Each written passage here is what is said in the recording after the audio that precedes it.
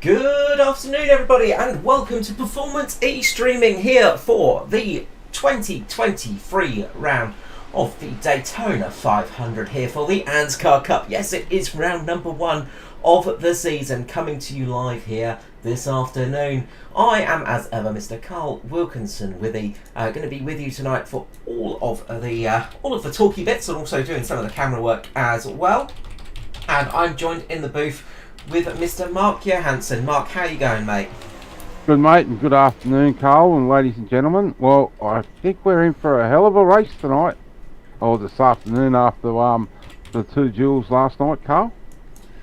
Yeah, some fantastic action last night with the duels, and set up the grid and set up all those drivers getting into the 500 tonight, of course, and look, it's going to be some fantastic stuff. If we see similar levels of action as we saw last time out in the duels, we are in for an absolute treat tonight.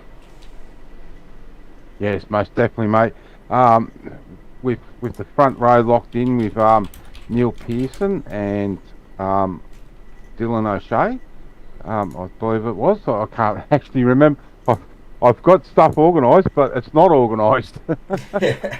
Look, as is always the way, what we'll do is I'll actually bring up the starting grid once I get the right buttons clicked.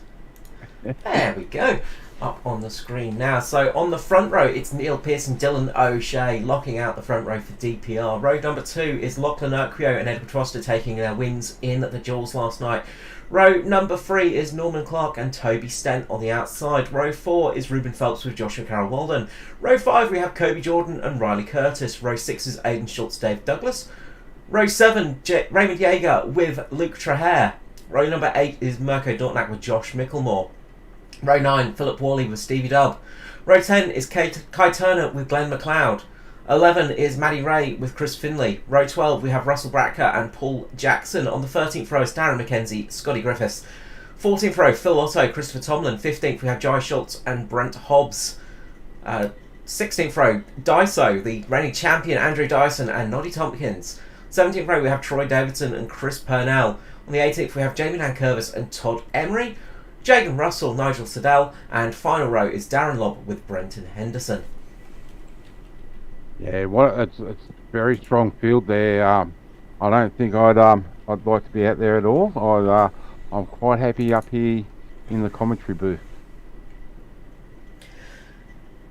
Yeah, it is a very strong field indeed. 40 cars out there tonight, and we're in for an absolute show for sure. Yes, most definitely. As we see the guys starting to move off now. So that's another lap, just over 2 miles, and we will be live for the 500, for the 2023 500. Absolutely. Look, a big shout out to all of our Kiwi fans as well. We wish them all well and hope they are doing okay. Mr. Matty Hunter as well, our stalwart of the commentary booth and the man behind all these beautiful graphics. He is busy helping out some relatives who got hit by that horrible cyclone. So we wish everybody over there all the best, and look, if you can spare a couple of pennies, head over to some of the disaster relief funds as well to help them out a little bit. Every little bit counts, and we wish them all well today, of course. But we have a race underway, and Neil Pearson we're on board with at the moment, starting on the front row, of course. You can't win a race in the first couple of laps, but you sure as heck can lose them. But starting out in first at least reduces some of that risk. Yeah, definitely. Look, these guys will be definitely looking for to settle in. It's a long race, 200 laps.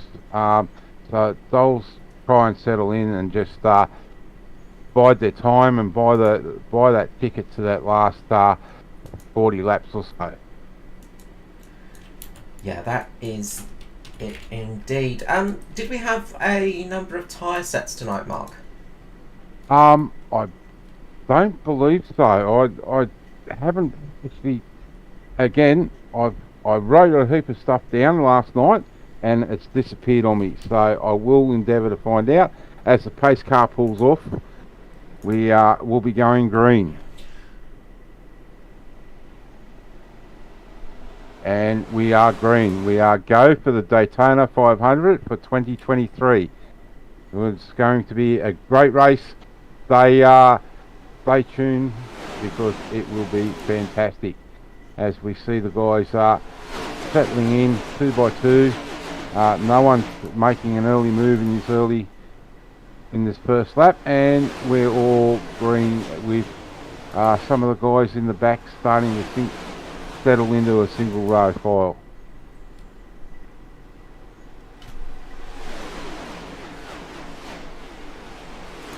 So Neil Pearson is in the lead of the race with Mr. Foster on the outside, and the Natari guys looking to really tighten up and keep running. Those DPR cars on the inside lane, they'll be looking to get some action, but those Natari cars, Carl, are absolutely flying like they were last night. Yeah, they've got some good pace in them. We've seen that they have some good pace on the track, but we did not see those two cars on the low line at the moment, Neil Pearson and Dylan O'Shea, out in the duels, of course, because they had secured their spots. So they managed to take a night off. They're coming into this race fresh, and well, if their pace on the qualifying is anything to go by, we know they're quick. We saw some of the DPR cars having some good runs last night as well, so I expect them to be strong. But there are many other cars out there that are looking very good indeed.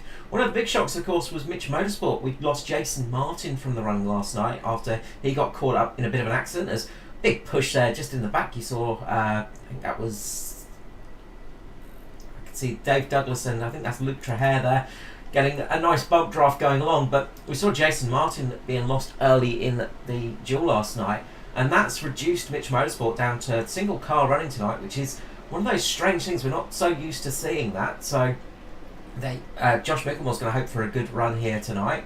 Of course, we've got SRM out there. They've got a strong field at the moment. Lachlan Okpio, Ruben Phelps, Matty Ray, Noddy Tompkins, and Brenton Henderson as well. They've got a lot of cars in the field, and that can always help out in the latter stages of the race. But Dave Douglas getting a good push on the high line at the moment. Yeah, that high line's working early. We've seen in the last week, it really hasn't come into play until late in the races, in the trucks and the Xfinity cars. Then again last night in the duels. But the other team there, Carl, that I'm going to mention is the Black Arrows car. Norman Clark's up there in the pointy end, and Jamie Nankervis, after some bad luck last night, he's buried down in the field. But in saying that, he's up, made a good run, and he's up there behind Dyson. So he'll be looking to follow Dyson through the field and have a good run. Yeah, absolutely, and nice to see some new teams appearing as well. As we know, Dave Douglas and Luke Trahere, they tend to work quite well together. They're some of those drivers that have they're not teammates, but they've got the alliance going for them. And they're running pretty well with Josh Micklemore and Stevie Dubb. I think that is in the background as well. Yeah, definitely. I'm just trying to bring up the weather, and forgive me, ladies and gentlemen, I've only got this bit. Track, the air temperature is 18 degrees Celsius, 65 Fahrenheit. Track temperature is 29 with 84 degrees, 1% humidity, 3 kilometers per hour, wind direction to the west. So the track is fairly warm, so we may see some big moves up the front here, Carl, with DD taking the lead, dropping down very quickly onto that bottom line once they cleared that inside lane, with Luke Trahere and Josh Micklemore. Yeah, they've got that one linked out at the moment, as just looking up through the field, and yeah, they've locked out the front now, which is, it's not always the place to be in the early stages of the race, of course, because when you're leading in restrictor plate racing, in draft racing like this, you tend to be using a little bit more fuel, don't you, Mark? Yes, definitely. And I was just going to touch on that point. Last night we've seen the guys getting about a 37 lap run out of a tank. With the weather today being a bit warmer, probably not going to see them get quite as far. I'd probably say about 35 laps to the tank. So we definitely be looking for guys to come to pit lane around that 34 to 40.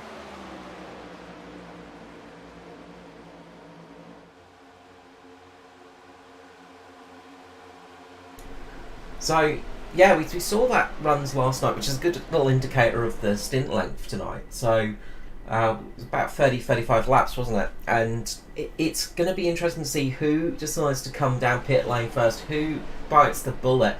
And, of course, you want to come down pit lane with a big group of cars as well. Yeah, definitely. Just checking up on things, Carl. I can't see that there is a tyre limit. There's nothing in the service saying that there is a tyre limit. So, Okay, no tyre limit then. So if we do get that wrong, ladies and gentlemen, I do apologise. And if I do find that information sheet, I will rectify it if it is wrong. But at the moment, I say there is no tyre limit.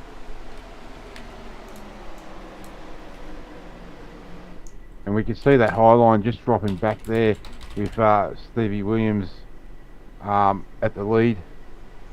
But these 5 cars at the front have got a good clean run.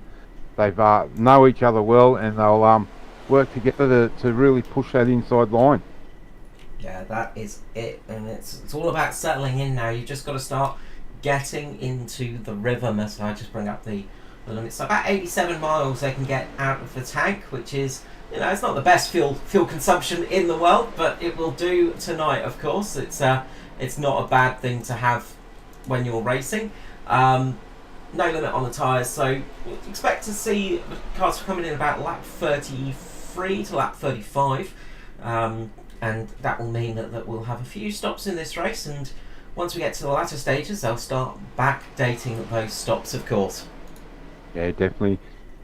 Just some information for people watching, Carl. Last year's winner, Andrew Dyson, he ran the race in 3 hours and 1 minute, so that was a fairly quick pace race. So it's only about 4 hours of racing, but he's really blitzed it last year.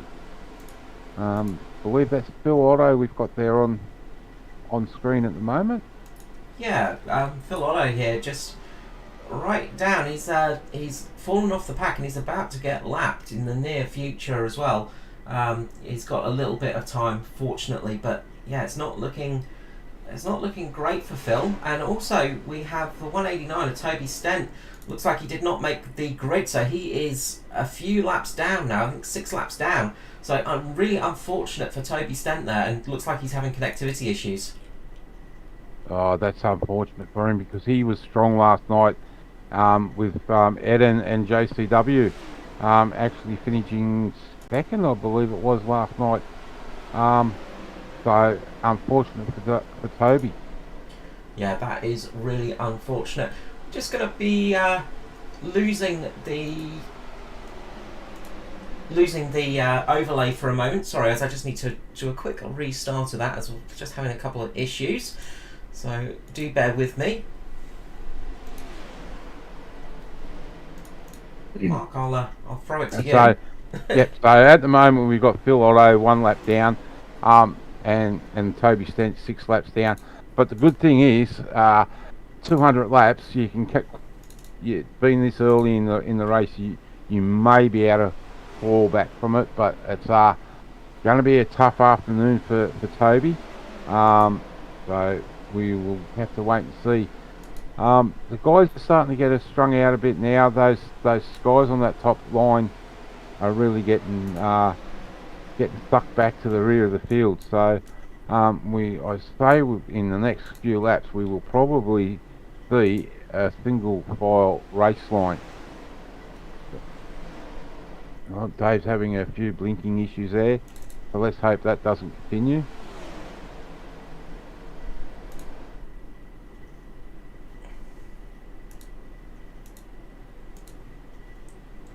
Yeah, and of course, Mark, running this early on, you probably want to be in a single file, don't you? Yeah, I'm just worried about those top guys. You know, they're up there. They're not getting no help. There's only 3 cars, and Yeah, it's really going Who's to up in hurt the him. top line at the moment, Mark? I'm just trying to work that out, mate. Sorry. A lot of new paint schemes and let me change my camera view. It is Glenn McLeod, Chris Finley, and Phil Otto. And saying that, Glenn has just dropped down into the bottom line, so it's left Chris up there by himself, with Phil Otto there behind him, trying to work his way through. The other person that had a hard luck story there, Carl, last night was Paul Woolley. He was getting a great push, and as a couple of the guest commentators last night mentioned, that when you push, you've got to really get square onto the rear bumper and tap the guy in front. And unfortunately for him, it was just a rub the wrong way, and that's seen him get turned and put into the outside wall. So a little bit of a tough luck there for him. Yeah, indeed. It's never fun when that happens. We just saw Glenn McLeod just swapping down into the main line and getting in there. And we've got one of those guest commentators out on track. Oh, we may have a caution at the back. Something's happened to Toby. Toby, who was that, sorry? Toby Stent, mate. Okay. We'll have a little look-see at that one. Possibly... Oh, Brenton Henderson, actually. It was Brenton Henderson there.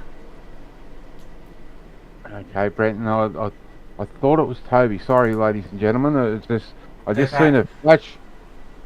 Oh, a flash of green. Yeah, he's just had a big moment there.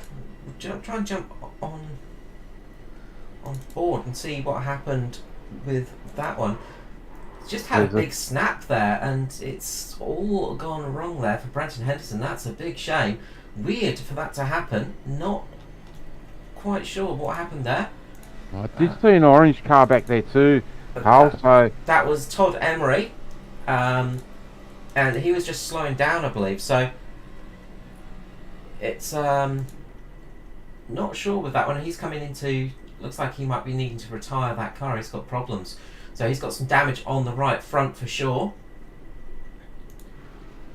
Oh, and that wheel is pointing the wrong direction. So I wonder if those two incidents were combined. We'll try and... I did see him into the wall, so I don't know. As I said, I just seen a flash of orange and the green in the background there. Yeah, I wonder if those two were connected. Try and... Or it looks like he's gone into the wall, and maybe Henderson was trying to avoid that. So I'm just going to rewind manually there, and we'll see exactly what's going on here. We'll jump up to the chopper cam. Looks like he's going up high on the 64. He just loses it, gets the rear end out, goes on to the yellow line, back end steps out, and up into the wall he goes. The 062 of Todd Emery. That is his night over and done with, and I'd say Brenton Henderson just got on the gas to avoid that one, and unfortunately just lost the car when he was trying to avoid that. So a big shame for those two cars. That's two cars that are going to be needing a lot of repairs early in this race. Yeah, it's very unfortunate. So I'm glad in one sense it wasn't Toby. He still can race on. So very unfortunate for those guys. It's going to make them It's going to make it a long afternoon for them if they can get enough repairs done and back out. Yeah, absolutely. It makes a long race even longer when things like that happen. But there is still a chance of making up some spots. Still a chance of things going a little bit better for you. But yeah, it's a lot of ifs and lots of work that needs to be done for sure. Most definitely, and a few lucky breaks need to come your way. So just looking back through the field at the moment, I think it could stop going onto the pace car. Luke Kenny has dropped right to the back also, Carl, so maybe he's had a bit of a incident there. Well, if you could try and have a little check of that, Mark, it would be welcome.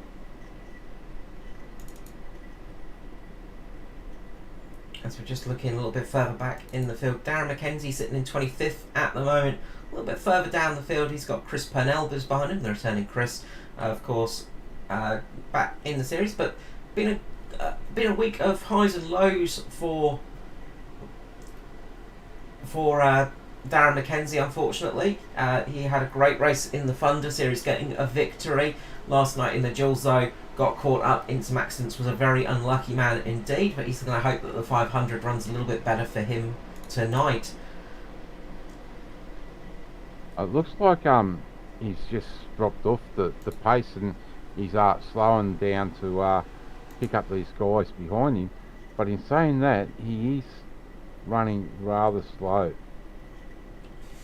So I can't find anything there.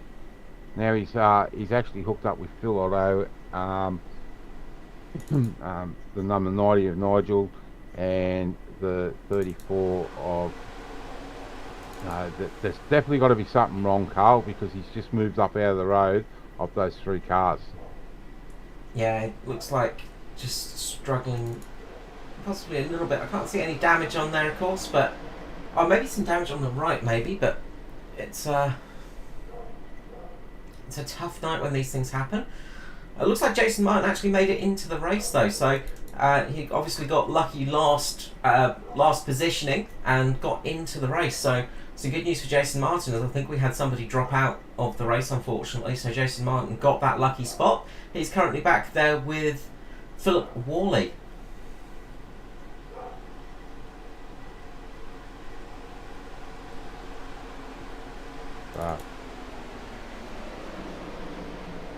So back up the front, we still got Double D, Dave Douglas out the front.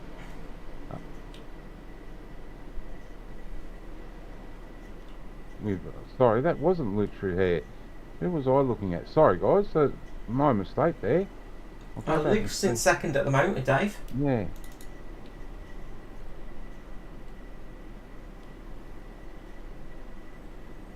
So it's currently Dave Douglas, Luke Trujillo, Josh Micklemore, Edward Foster and Joshua Carroll Walden. That's our top 5 so far. We've got 23 laps done of 200 here, and for some reason it was showing me as a yellow flag. Don't know what was happening there. There we go, fix that no one. yellow. Sorry, it looks like my software might be just having a couple of Glitches? couple of glitches, yeah, unfortunately. Well, it is Sunday afternoon, and I guess it wants to be out there watching the race, not working the race, mate. That is it. It's it doesn't like watching races. It likes to be running them, of course. It's the thing of the computer is not used to having to do all this extra work, unfortunately, and neither am I. I usually just get to talk about races, have a nice cruisy night, unfortunately. As we said at the start of the hour, with Matty Hunter over in New Zealand at the moment, with all the troubles over there. He's busy helping out his family. We wish him all the best, but that's meant I'm having to do all of the camera work, which is not a good thing for our viewers. I apologise in advance. No. And Brendan Henderson's about to go a lap down, Carl. We on the back straight. I think he's 3 laps down already.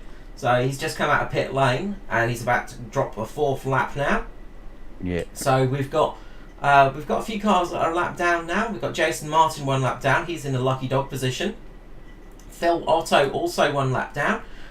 He has fallen off the lead lap. Brenton Henderson, we saw him having a moment as he avoided Todd Emery. Brenton Henderson is saying 4 laps down here. So he's just on 4 laps down, and then we have Todd Emery, who is getting some repairs done. He's just jumped 9 laps down, and of course we've lost Toby Stent as well, unfortunately, in this race. Our driver from Japan, of course, he's a Kiwi himself, but he had some issues earlier in this race, and unfortunately that's dropped him out of tonight's running. So up the front it is Dave Douglas in the lead. Yeah, Dave Douglas, Luke Trujillo, Josh Micklemore, Ed Foster, Joshua Carroll Warden, Dylan O'Shea, Neil Pearson, Stephen Williams. Now that's dangerous. The 3 DPR cars there, inside the top 10. In ninth we've got Riley Curtis, and then we got one of the SRM boys, Lachlan Urquhart.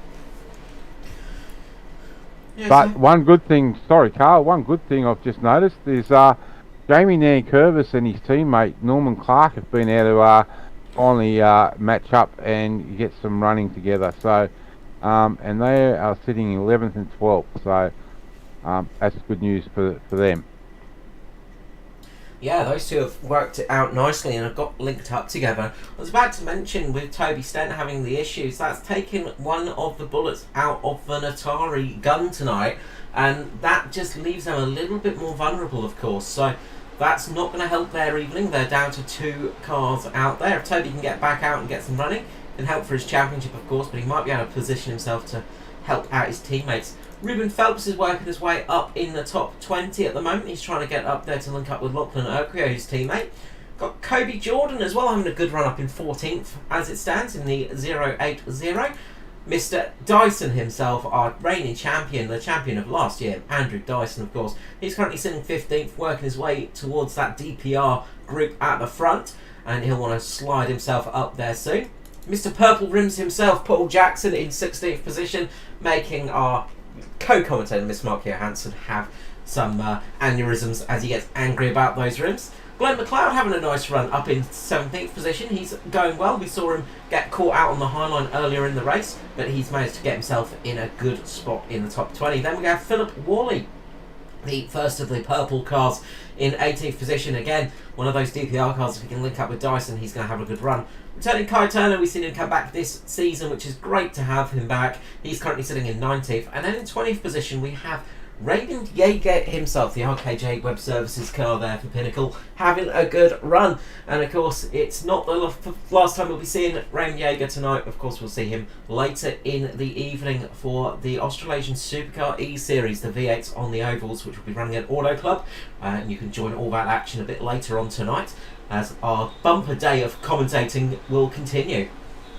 Some good news, Carl. Toby is back out on the track, so he's been able to correct his issues, and he's back out on the track. Even though he's he's showing on my timing, it's still 16 laps down, but I think it's maybe more like 20, in the 20s now. I think it's 16 because he's been in and out a few times. So I'm going to go with 16 laps. All right, we'll go with that.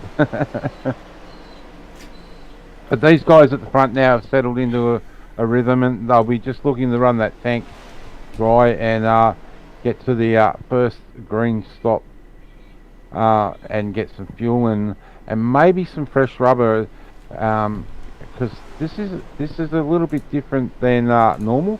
This is a fully open setup, so the guys can choose their own setups, and I know that they have been working hard on these setups into last night's duels, and I even know that right up until about an hour ago, some of the guys were still trying to tweak their setups. Oh, we've got a big moment in the background as one of the SRM cars goes into the wall, and we have a huge wreck. That's going to be the first caution of the night. And it's really come at the right time too, because I'd say everyone will come down pit road and take some fuel here, because we're on lap 31 as we go to the replay. And it looks like Brendan Henderson behind Matty Ray there has gone into the wall, and then a huge incident occurred behind them. Let's try and get...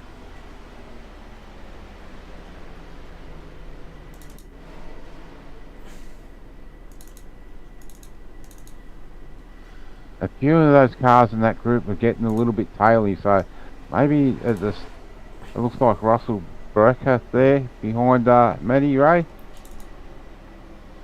Yeah, the 25 of Bratka there, it's got loose, and all of a sudden it's all gone wrong. Sorry, I just have to... There we go. Let's see this one happening, and then a few cars behind got really caught up in that. So Bratka's got into the wall, and then it looks like possibly Chris Purnell has had a little bit of a moment. Let's just see he's had a bit of a moment as one of the cars has got below the line, the 84 there of I didn't quite see who that was in the 84. And McLeod. Yeah, McLeod there, and contact between him and Chris Purnell, and McLeod's gone around, and then unfortunately Scotty Griffiths just missed that one. Sorry, Carl. Just an update. Everyone in that's on that lead lap has come into pit lane. We'll jump to the pit lane cam now. Keep an eye on the leader, Dave Douglas.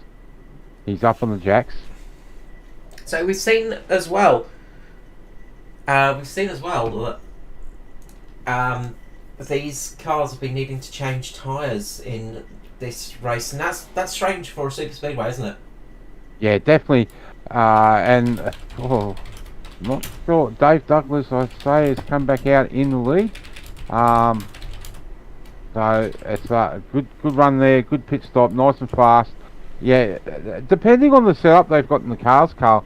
And iRacing's changed the tyre model a little bit, so we are seeing some wear on super speedways now, which makes it interesting. Yeah, it's really changed things up. I think as well it is this Cup car as well. It's obviously got a little bit more downforce, a very different suspension setup to some of the other cars as well. I mean, I can speak from experience in the trucks on Monday night that they did not need a tyre change at all. You could go from start to finish 80 laps or so without worrying about tyres in that thing. But in this Cup car, a few drivers, and depending on setup as well, as you said, a few drivers are needing to get some boots on their cars, change tyres, because they are really starting to struggle. We see Mirko Dortnak there in P2. It looks like he may have missed his box, so he might be coming in very shortly. And he is running the Skurlock livery as well. He's got the beautiful face of our part-time commentator, Mr. Michael Skurlock, who joined us last night. On the nose of his car, threatening everybody, but he missed pit lane and is having to come down again to get all of that done. And the lights are out on the pace car. I was just going to say, ask Carl, I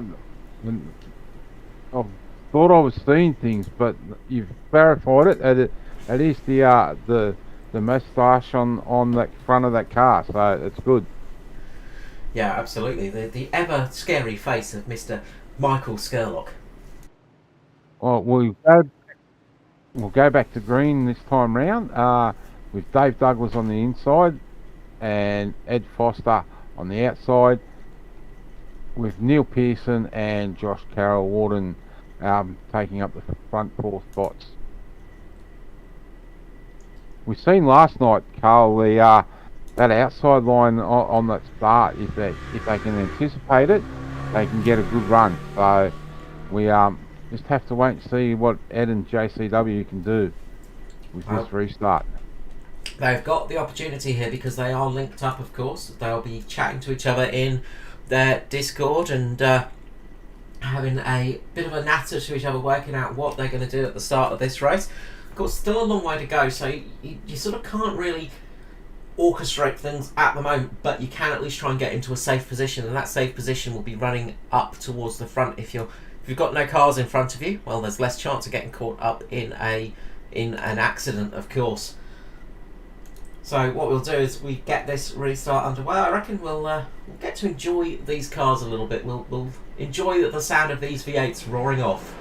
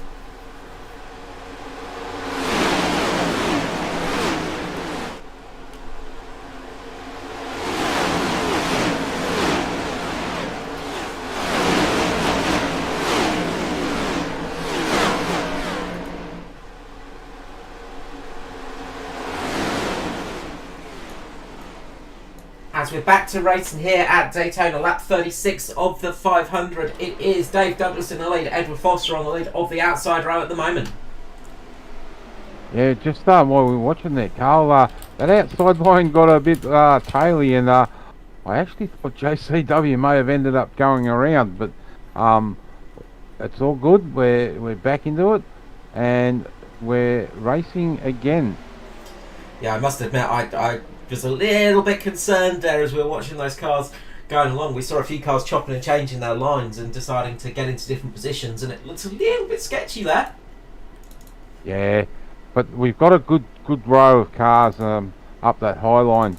It took the high line a fair bit of time to come in, so let's hope to see if that line does come in and start to work for those guys on the high side. So a little bit further back in the action, Jason Martin back on the lead lap now, so he is going to be looking to get a run in this race. We've currently got Phil Otto, the first car, a lap down. He's fallen back a little bit with Brenton Henderson there. We saw him having a moment. He's 4 laps off the lead. So pretty much still all to play for. We've still got, 34 cars on the lead lap. So that means 34 cars can absolutely win this race still. Mate, I'd say 35, even with Phil being a lap down. Anything can happen. You can get the lucky dog and towards the end, and you never know what happens. Well, anything can happen in motorsport, and it usually does. A great commentator once said. Yes. So, just out of interest sake from last year, in the draft we had the fastest lap of the race was a 45.9. So it'd be interesting to see if anyone can get close to that, and just on comparison to last year. Well, currently the fastest lap is held by, I think, Paul Jackson. As I'm just looking down at my list, he's a 45.910. So it is in those 45.9. So we're hitting those fast laps of last season. Yeah. So that's good to know that there's not been too much change in these cars. A little bit of change in how they work, but they're still just as fast as ever. Did you say a 45.91? Yes, I Good. did. Well, Paul Jackson is now the new holder of the fastest lap for the Daytona 500, because the lap was a 45.960 last year. Okay. And Paul Jackson is a little bit down on positioning, so I don't have him on that that little chart. But yeah, from my timing, that's what I can see. So he's definitely got a quick car out there tonight in the Toro racing car. And how good would it be to see Paul Jackson working his way up there and getting a victory for the Kiwi team? That would be a lovely way to top off a tumultuous week for the Kiwis. Yeah, definitely. And just looking down the back there further, Jamie Nankervis has dropped down the field and sitting in. He's 28th at the moment. 28th, yeah, 28, 27th. So must have been a bad pit stop for him, I'd say. I know we were talking to a few of the drivers before the race, and some of them do real life racing, and they said to us that they are more nervous sitting here waiting to do this 500 than they are in real life. No, absolutely. It's a strange thing for sim racing. It's you have all the comforts of your home around you, but you have all the adrenaline of racing kicking in, and you don't have the comfort of having your skid lid on your face. Of course, when you're racing a real life car, you have your helmet on and you almost enclose yourself in that position, and it's almost a zen moment when you put your helmet on. You pull your visor down and all of a sudden the whole world turns off to you. You can concentrate on that car, and speaking from experience myself, it does make a difference because you can really focus on what you're going to do. When you're sitting in a sim rig, you don't have that opportunity. Of course, some drivers have VR and things like that, but it's not quite the same. You don't sort of feel as cut off from the world, and it does bring up the nerves a little bit more, I find, than sitting in a full metal race car. Yeah, I know when I used to strap myself into the sprint car, crew chief used to come along, and if my visor was shut, don't talk to me, I'm in my zone. I'm ready to go racing. So you're right there, you just block yourself off to the outside world. Do indeed. And we see Mr. Foster back in the lead now with JCW and Dave Douglas.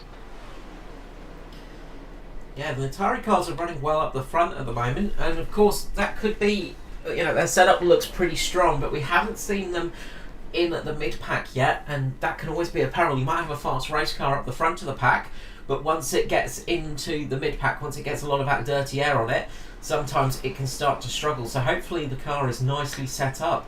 Just looking a little bit further back, we've had a break in the packs. It is Raymond Jaeger in 29th position, leading the charge with Nigel Patton, Jason Martin, Jai Schultz, Russell Bracker, Mirko Dortnack in this little group of cars. And then we've got Phil Otto and Brenton Henderson on their lonesome. But up the front, this main pack is running along nicely. Looks like Norman Clark might be on the high line at the moment. He's leading the charge on the outside. Yeah, that's definitely Norman and Josh, is it? Or Philip Woolley? Philip Woolley. And then one of the SRM cars, and by the look of the picture on the side, it's Mr. Sheen himself and Andrew Dyson up there. And as we say that, we look like we may get another car pulling up to join that outside line. Yeah, of course, Matty Ray's starting off his year in a great way, taking out the Weekend Warrior Truck Series, the Summer Series title. He got his first championship in league racing, and the first championship for SRM, and he was dead chuffed about that one. And the Mobile Brake Mechanical entered SRM team were super chuffed with that victory, and I know Matty Ray was incredibly happy to take that as well. Consistency paying off once again for the 83, and he's going to hope the same thing happens again tonight. He had a very near miss in the earlier stages when we saw our first caution come out, as his teammate had a wobble behind him, but luckily he made it through, and Mr. Sheen is indeed once again keeping it clean. Yeah, he just seems to be there or thereabouts right throughout the race, and then he steps up at the last minute in those last 20 or so laps to really pressure those front guys. Yeah, he's got an incredible talent of spotting incidents when they happen. He's very good at avoiding accidents. We see with Matty Ray, he tends to sit back in the pack quite often, and he's quite happy racing in the mid-pack, which not so many people are. A lot of people struggle with mid-pack racing, and I know from experience, having raced Matty Ray a few times myself, he's very good at carving his way through the field, and he just gives a little bit of extra room to everybody. He doesn't push as hard, he doesn't force things as hard as well. He's always very very courteous in his driving in the mid-pack, but that allows him to just keep his eye out for what's happening. It allows him to have those reaction times and allows him to avoid those big accidents and carry on through the race. Yeah, it's definitely a gift of his. I know that a couple of times, as you mentioned, through the Weekend Warriors Truck Series, he avoided some big wrecks in that series and come home to finish in the top 5 in most of the races.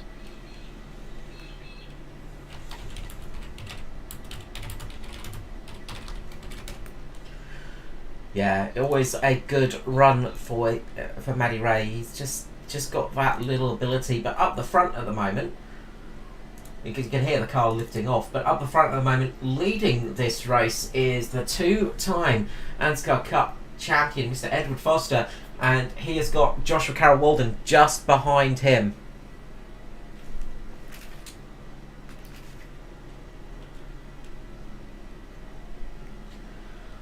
So it's going to be a long night still, a long day I should say. I'm so used to racing in the evening. We're on lap 48. We've still got 130 52 laps remaining of the Daytona 500. I am ANZCAR Carl Wilkinson with you, and we've got Mr. Mark Johansson with us in the booth.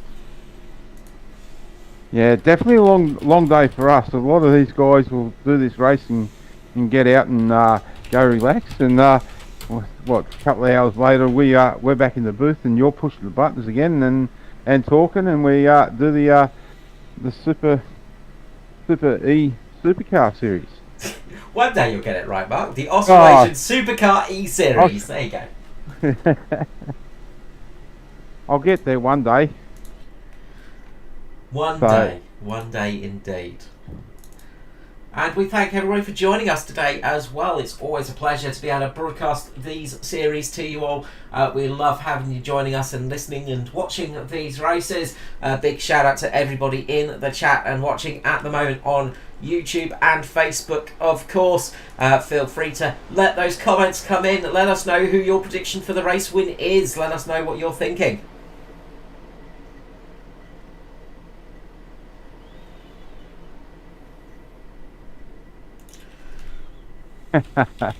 I think they heard you open that can of drink there before.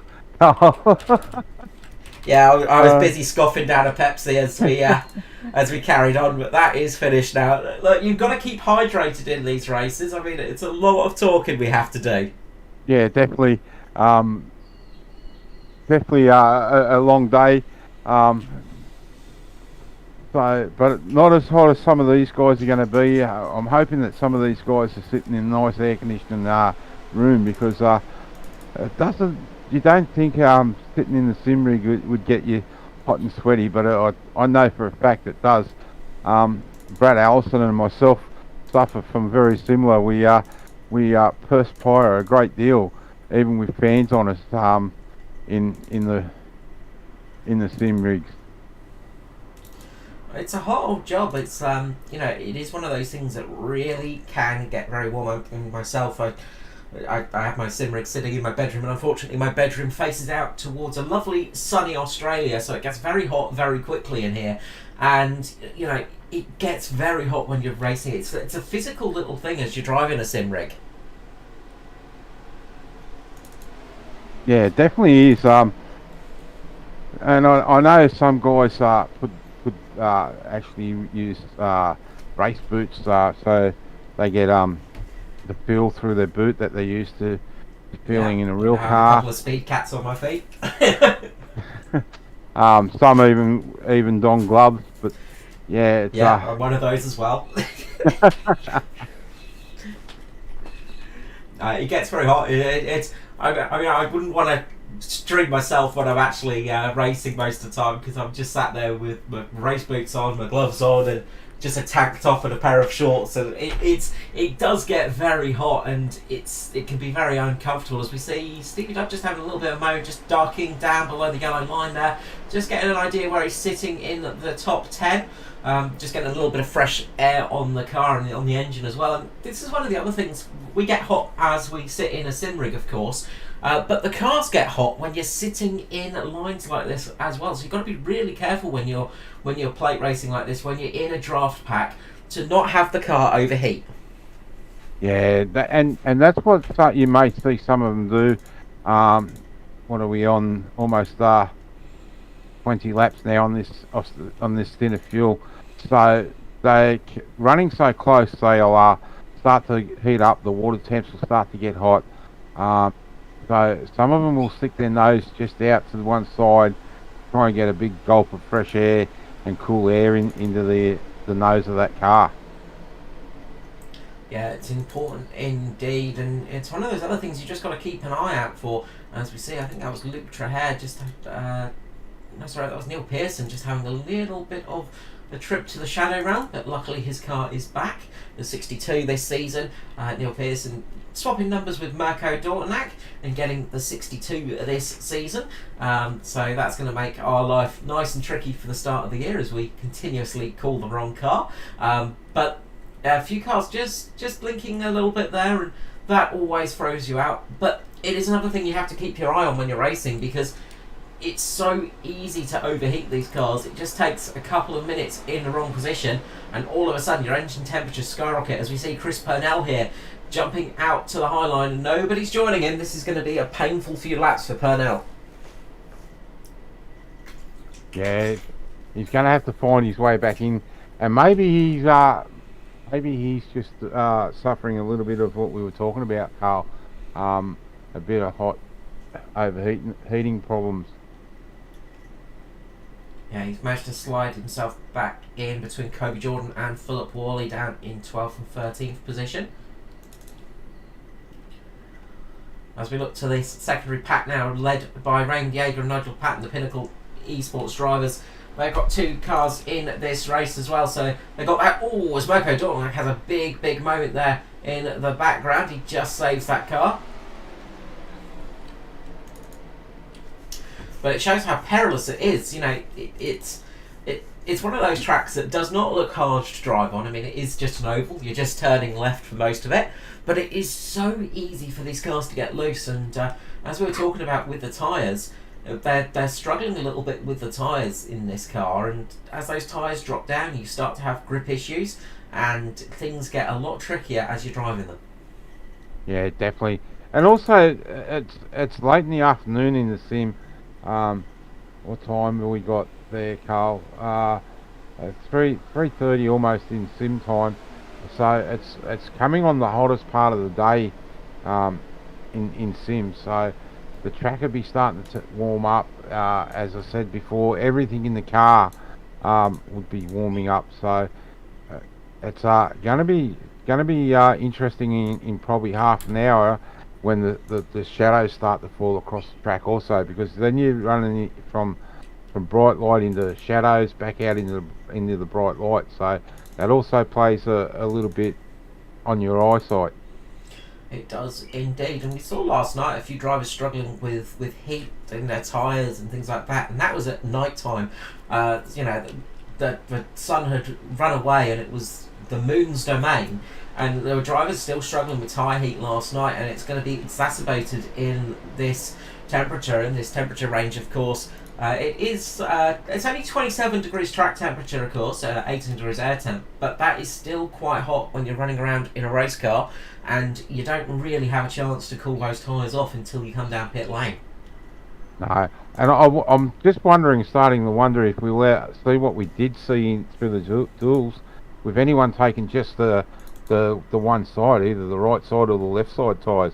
I probably wouldn't, since you haven't got a tyre limit, probably jump in and take 4 tyres, because your fuel will cover off your tyres.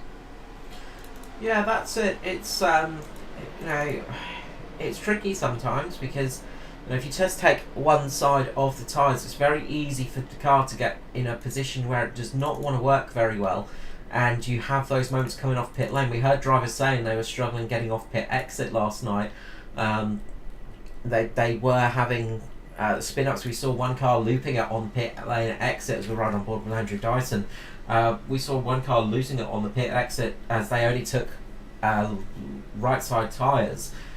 And when you have that imbalance, when you've got one set of tyres that are cold, one set of tyres that are hot, it really makes the race car feel a bit icky, and it's very easy to spin it on the exit of pit road and bring out a caution, of course.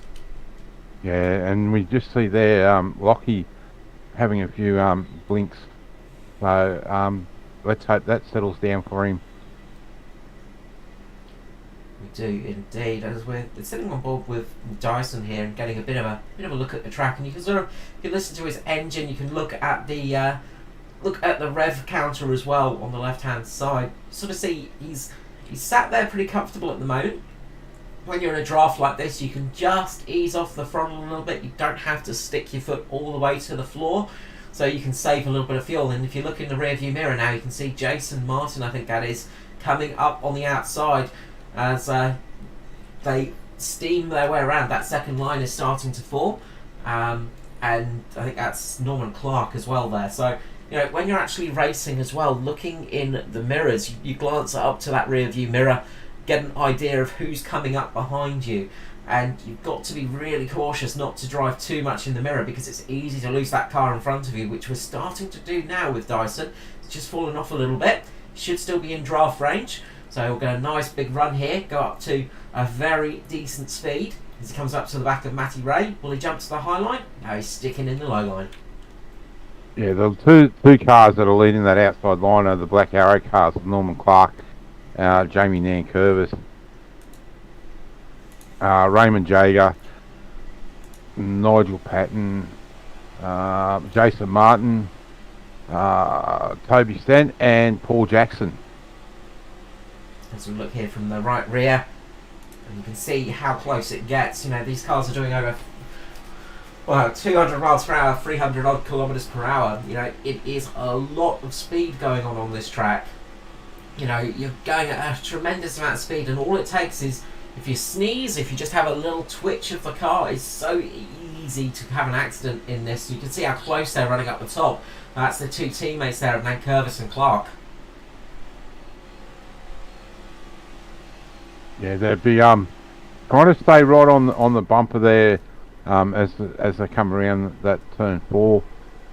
We see Jamie just back off that little bit, try and get some fresh air in there, and you can see also Raymond Jager sticking his nose out on the high side, and that's just to get air into the front. So I'd like to we've said it all along, we'd like to be able to get a app that we can see what the temperatures and everything are doing in the car, so we can give you guys a more up to date information.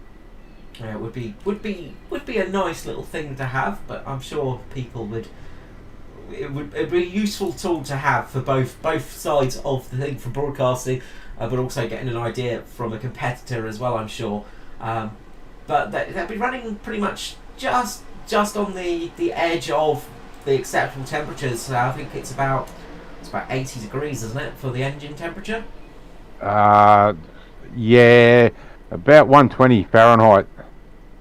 So, I'm sorry, Carl, I still work in Fahrenheit. That's it. You work in the American style. It's the trouble I actually had when I was back when I was working in the industry. I was working for an American race team while living in England, so we worked in millimetres and inches and everything in between. And you'd be sitting there and you'd get an order for something, and you'd have to have pretty much every single measuring item on the wall, as well as, you know, kilometres, miles, Fahrenheit, Celsius. It really made the job a lot harder. Yeah, we'll be working in foot and inches, and so yeah, it's a little bit of a thing to get your head around at times. It is indeed, and you know, it was. We didn't make mistakes, you know, which was a good thing, but it was very easy to.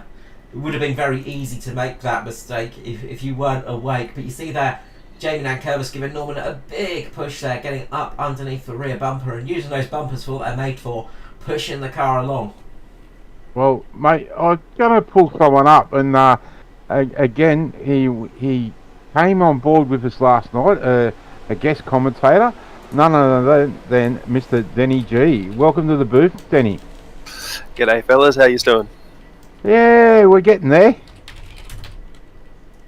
A few issues to start with, but everything's all worked out and ironed out now, and we're just ticked over 50 laps of the 500. Only another 150 to go. Yeah, still a long way to go. I was just watching the last few laps. I noticed that high line from the back's come to the front now. Yeah, it's definitely working its way through, but that high line, as we've seen in the truck race and the Xfinity race. Oh, and we got someone there real taily. Didn't quite. I think it may have been Scotty Griffith. Got a bit taily there, and would have put a scare out. Yeah, you can just hear the drivers talking about that on the radios now. Dave Douglas was excited by that one. You got one car in front, we got one around. Reckon. As the yellow flag comes out. I'd say that was Scotty Griffiths. Yeah. Yeah, he's punching the wrong way. Yep, he was loose all the way through those turns, and it's also mixed up Mr. Sheen. As we will... as my timing screen messes around, but we jump to the replay now, see what's happened there. It looks like I think he was caught in the wall for a little bit. He probably tried to get off it and just got loose. Oh, and goes straight into Maddie Ray and Lachlan Urquio there, and then there's a big check-up behind. Let's hope that Maddie Ray hasn't got too much damage on that nose. Looks like Jai Schultz was also involved in that one. So let's see if we can get a replay on board with Maddie Ray here. We'll get a bit of a look-see at this one.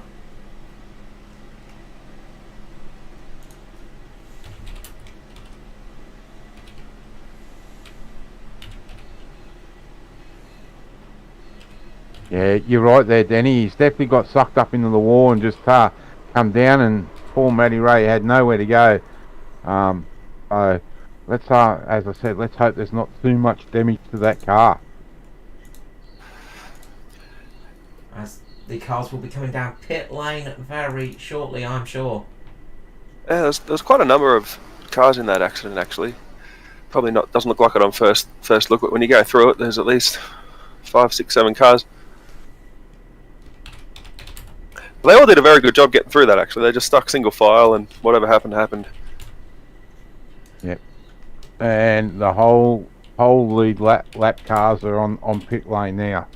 So it's interesting to see who will take tyres here, or if anyone's brave enough to go out and run a double stint on their tyres. The Tari boys look like they're up on the jacks there. So it looks like yeah, Edward's got the lefts up, so that's 4 tyres. Yeah. We were just saying before, JCW's got him. Yep. We were just saying before, would anyone be brave enough to do the 2 tyres like the duels? It wouldn't surprise me later in the race. I think some people would do it. I think, like we talked about last night, it's sketchy coming off pit road where the cars are now on 2 tyres. But I think under caution conditions, you'll see people do it towards the end of the race. Maybe a little thing to hold up their sleeve if it goes into overtime, a green-white checker. 100%. They all think they're on the ball with it, but they're all thinking it.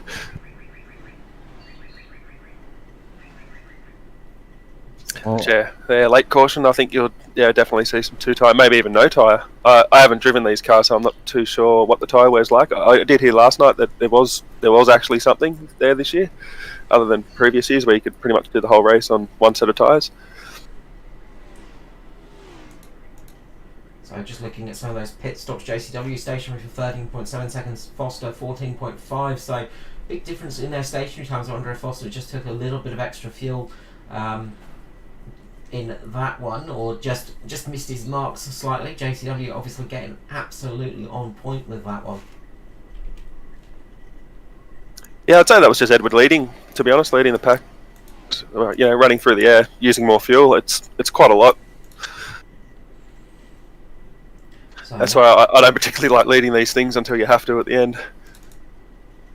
No, absolutely. It's never fun being out in the lead. It uses up all that fuel, although it does mean you're probably going to miss any accidents. So unfortunately, this man himself, Mr. Matty Ray, did not avoid that incident. But the car's not looking too bad from the left side. I wonder how it's going to look from the right, though.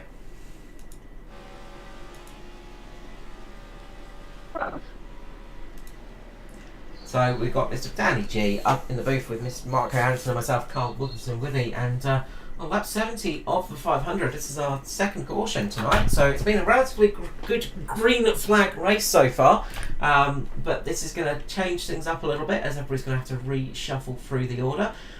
We saw a few cars involved in that incident, unfortunately. Scotty Griffiths, quite a lot of damage on that car, so he's getting a lot of repairs done. And of course, Jai Schultz just getting through that by the skin of his teeth, I think. Yeah, I'm just trying to find where these guys are, and I'll try and get some information on Matty Ray's car for you. So just bear with me. I found where they are. I'll go in and I'll see if I can get some a report on Matty Ray's car. So, Denny, I'll hand it over to you for a couple of minutes. Too easy. We're just getting set for a restart here. GCW first place on the outside, Edward Foster. Be interesting to see how these two try and line up. They'll obviously want to get together after this green flag. And we're off. Back to green flag racing here for the 500. And away they go. Two Natari cars leading the charge at the moment as they come into turn one again.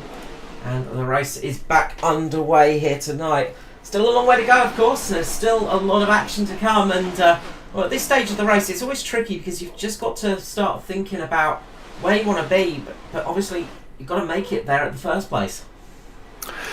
Yeah, that's it. You know, it's still early in the race, but at the same time, 70 laps in, the guys that have been hanging around at the back, they know how hard it is now to get to the front. And when they get single file, how far that is away. It's almost 5 seconds from the front to the back. So this is where you're going to start, I think, seeing a lot more side-by-side racing as these drivers from the back come to the front.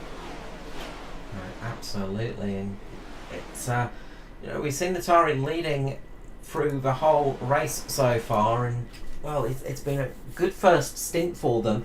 And it's always tricky when you've been in the lead for so long, when you start getting shuffled back, as we see Jay Curvis now moving his way up into second place. We saw him dropping down in the last stint. He's managed to work his way nicely up to the front through those pit stops, and he's got Norman Clark just behind him. So we've got Natari Black Arrow now on the low line, and well, Norman Clark being a former teammate of Natari, I'm sure they'll be working with each other a little bit closer than some of the other teams. Yeah. I'm back, boys, and got an update. Matty Ray's car is good to go, but unfortunately on that restart, he just got the black flag, so he's going to have to go for a tour through pit lane. Oh, that's painful.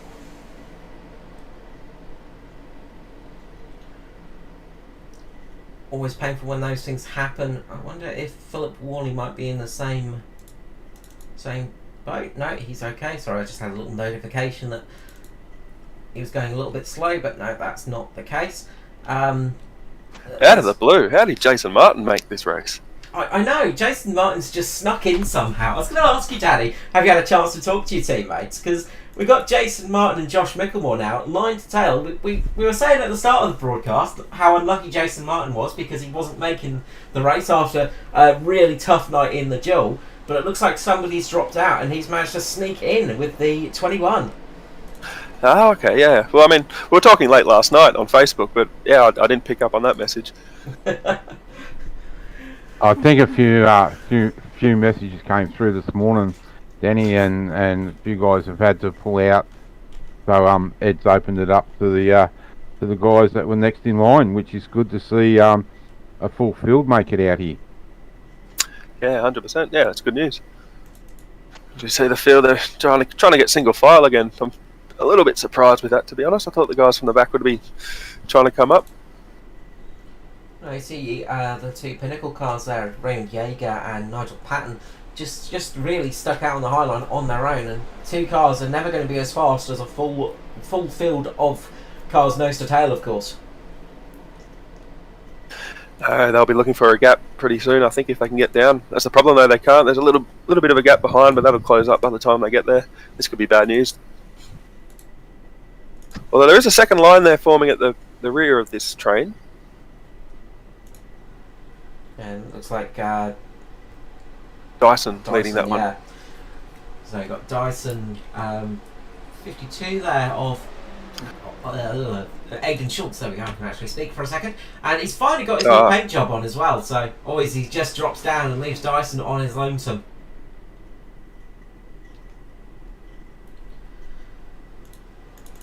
Yeah, I think you'll see Dyson drop down here and get back in line.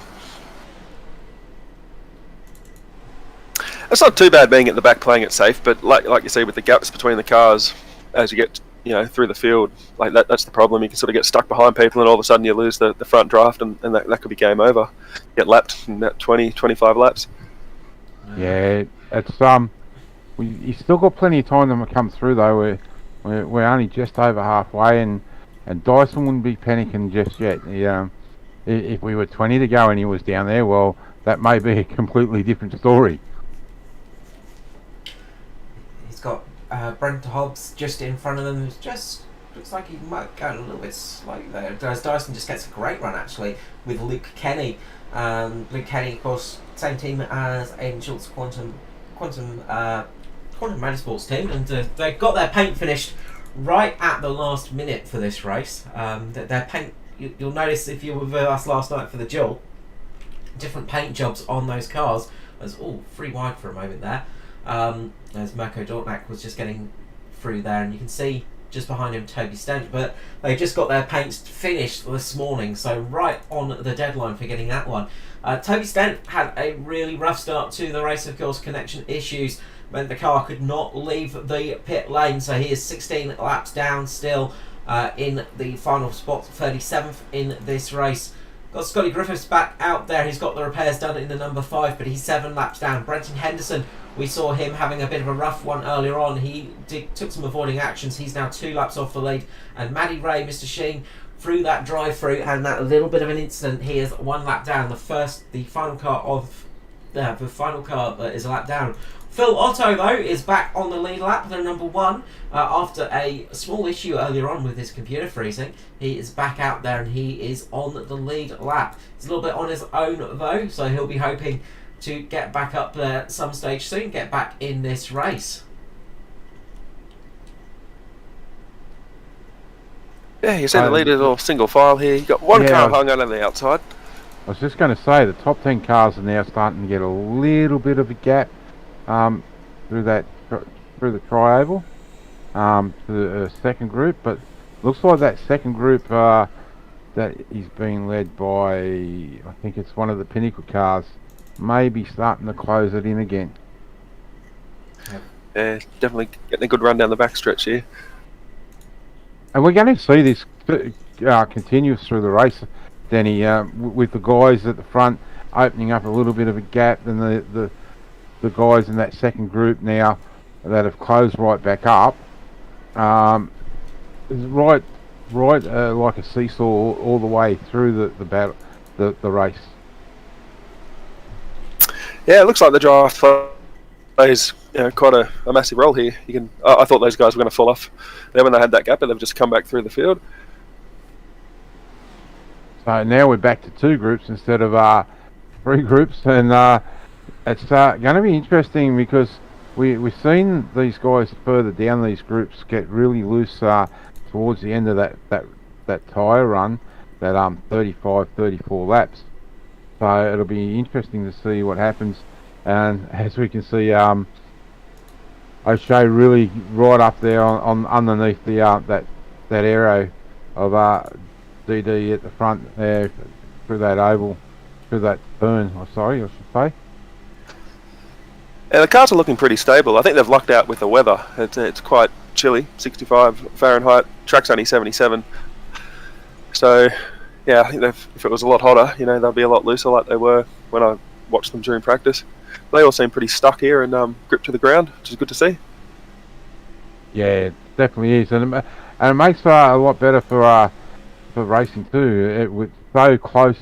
We were just talking earlier before you come on about the heat through the radiator and through the cars, and we'll see again towards the end of the stint some of these guys that are running nose to tail stick their noses out to get some fresh air into that front of the car. I'm seeing that quite a bit actually. Cars ducking out to get some clean air. It looks like Dylan O'Shea does it there. Of course, being an open setup, of course, some of these drivers probably have a little bit more tape on the front to try and go a bit quicker, but that, of course, hurts the old temperature gauge, doesn't it? Yeah, it does. As we're just scooching through the field here, this first line pack running well, and I thought it was Lachlan Oakway caught up in that second caution. It wasn't, so he's got through nicely. Not sure who the blue car was that got caught up in that one. A bit tricky to see from that position, but everybody ran along nicely at the moment. It wasn't Glenn, was it? That was his car's blue. It might be. Yeah, I reckon it was Glenn McLeod because he's pulled that car out of the race. So yeah, I reckon it might have been Glenn McLeod, unfortunately, in that incident. So Matty Ray's about to go a lap down, or yeah, he has just gone a lap down. So he's now the car in the lucky dog's position. Yeah, and he'll probably try and link up to the tail of this big long crocodile of cars, and get into a position where he can carry on with this race, and well, get in a spot where he can at least keep on to the main pack. Something about happened to Aidan Schultz here. There is someone actually half a lap ago. I'm just having a look now. Russell Bratker, that's Russell Bratker. He's had a big moment. Let's just see exactly Like what's happened here. He's got turned on the backstretch. So Toby Stent there and Russell Bratker getting in with each other, and that's speared him around, and Aidan Schultz got caught with that one. Aidan Schultz doing a great job of saving that car. Somehow he keeps it in the race, but that was a scary moment for sure. You can see here on the replay just how much steering Aidan Schultz had to do. He managed to get it back in the right direction and back on the track. That will have woken him up for sure. He's done well to get it back up on the track. Yeah, I was going to say, he's done well to get it back up on the track over that mid-turn. Save of the night so far, Mr. Aidan Schultz, and that was that saved us from having a caution flag thrown for sure. Most definitely, it could have been a big wreck there for Aidan himself if he got turned, or as he come back on, it turned him up and it would have put his nose straight first into the outside wall there. But indeed, and now we're seeing some bump drafting going on between Dyson and Toby Stent, and you can see it almost got loose on Toby there. He just kept it under control, but this is the thing with bump drafting, you have to be so careful. It's so easy for that car to get loose if you just tag it in the wrong place. We actually saw that last night when Andrew Dyson and his teammate, I think it was, that they... Wooly. Yeah, Wooly, yeah. They just got contact in the wrong spot and the car went round, and it's so easy to do. It's such a tricky thing to get right sometimes. Speaking of Mr. Woolley, for those who are interested, he's sitting down in 27th position. So, yeah, this is what I was talking about a few laps ago. So Dyson's sort of found himself at the back there in a pack that's losing the front draft, and he knows it, and he's trying to push Stent as fast as he can go to get that line to work, and probably getting a little bit frustrated right now, just losing time. Yeah, of course, Andrew Dyson would like to get a victory tonight, of course, start his season off how he wants to, but he is defending the win from last year as well. He was the winner of last year's 500 after a controversial finish, you could say, but Andrew Dyson coming across the line with about 5% of his car left, getting the victory last year after Joshua Carroll-Walton got a penalty for an incident coming up to the line. But Dyson would love to start his year off and his defence of his championship with another win for the 500.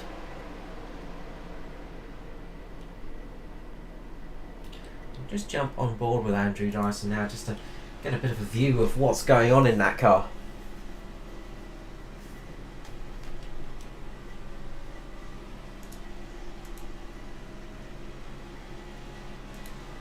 Yeah, it's pretty standard. Bump drafting on the straights, let off him in the corners. Sort of lets off him now, gives him a bit of space so they don't touch and get loose in the corner, and you'll probably see him back on the rear end just coming off turn 4 here. Of course, Daytona as a super speedway is one of the trickier ones to bump draft off on, at least on the front straight, because it is a tri-oval configuration. yeah, it definitely is. Just went back and had a look at the times there, like Danny G was saying. DD is doing a 46.626, and Andrew Dyson's last lap was a 46.420. So he definitely is wanting to get this line working. Yeah, he's pushing it a long way, and you see here, there's sort of slightly different styles in the race at the moment. You've got the drivers that are just sort of sitting there with the Atari drivers, just sitting, leaving a little bit of a gap there to each other, and not really worrying too much about the bump drafting this early. They're sort of saving up for the latter stages, I imagine. And we've still got 110 laps to go in this race, so a long way to go.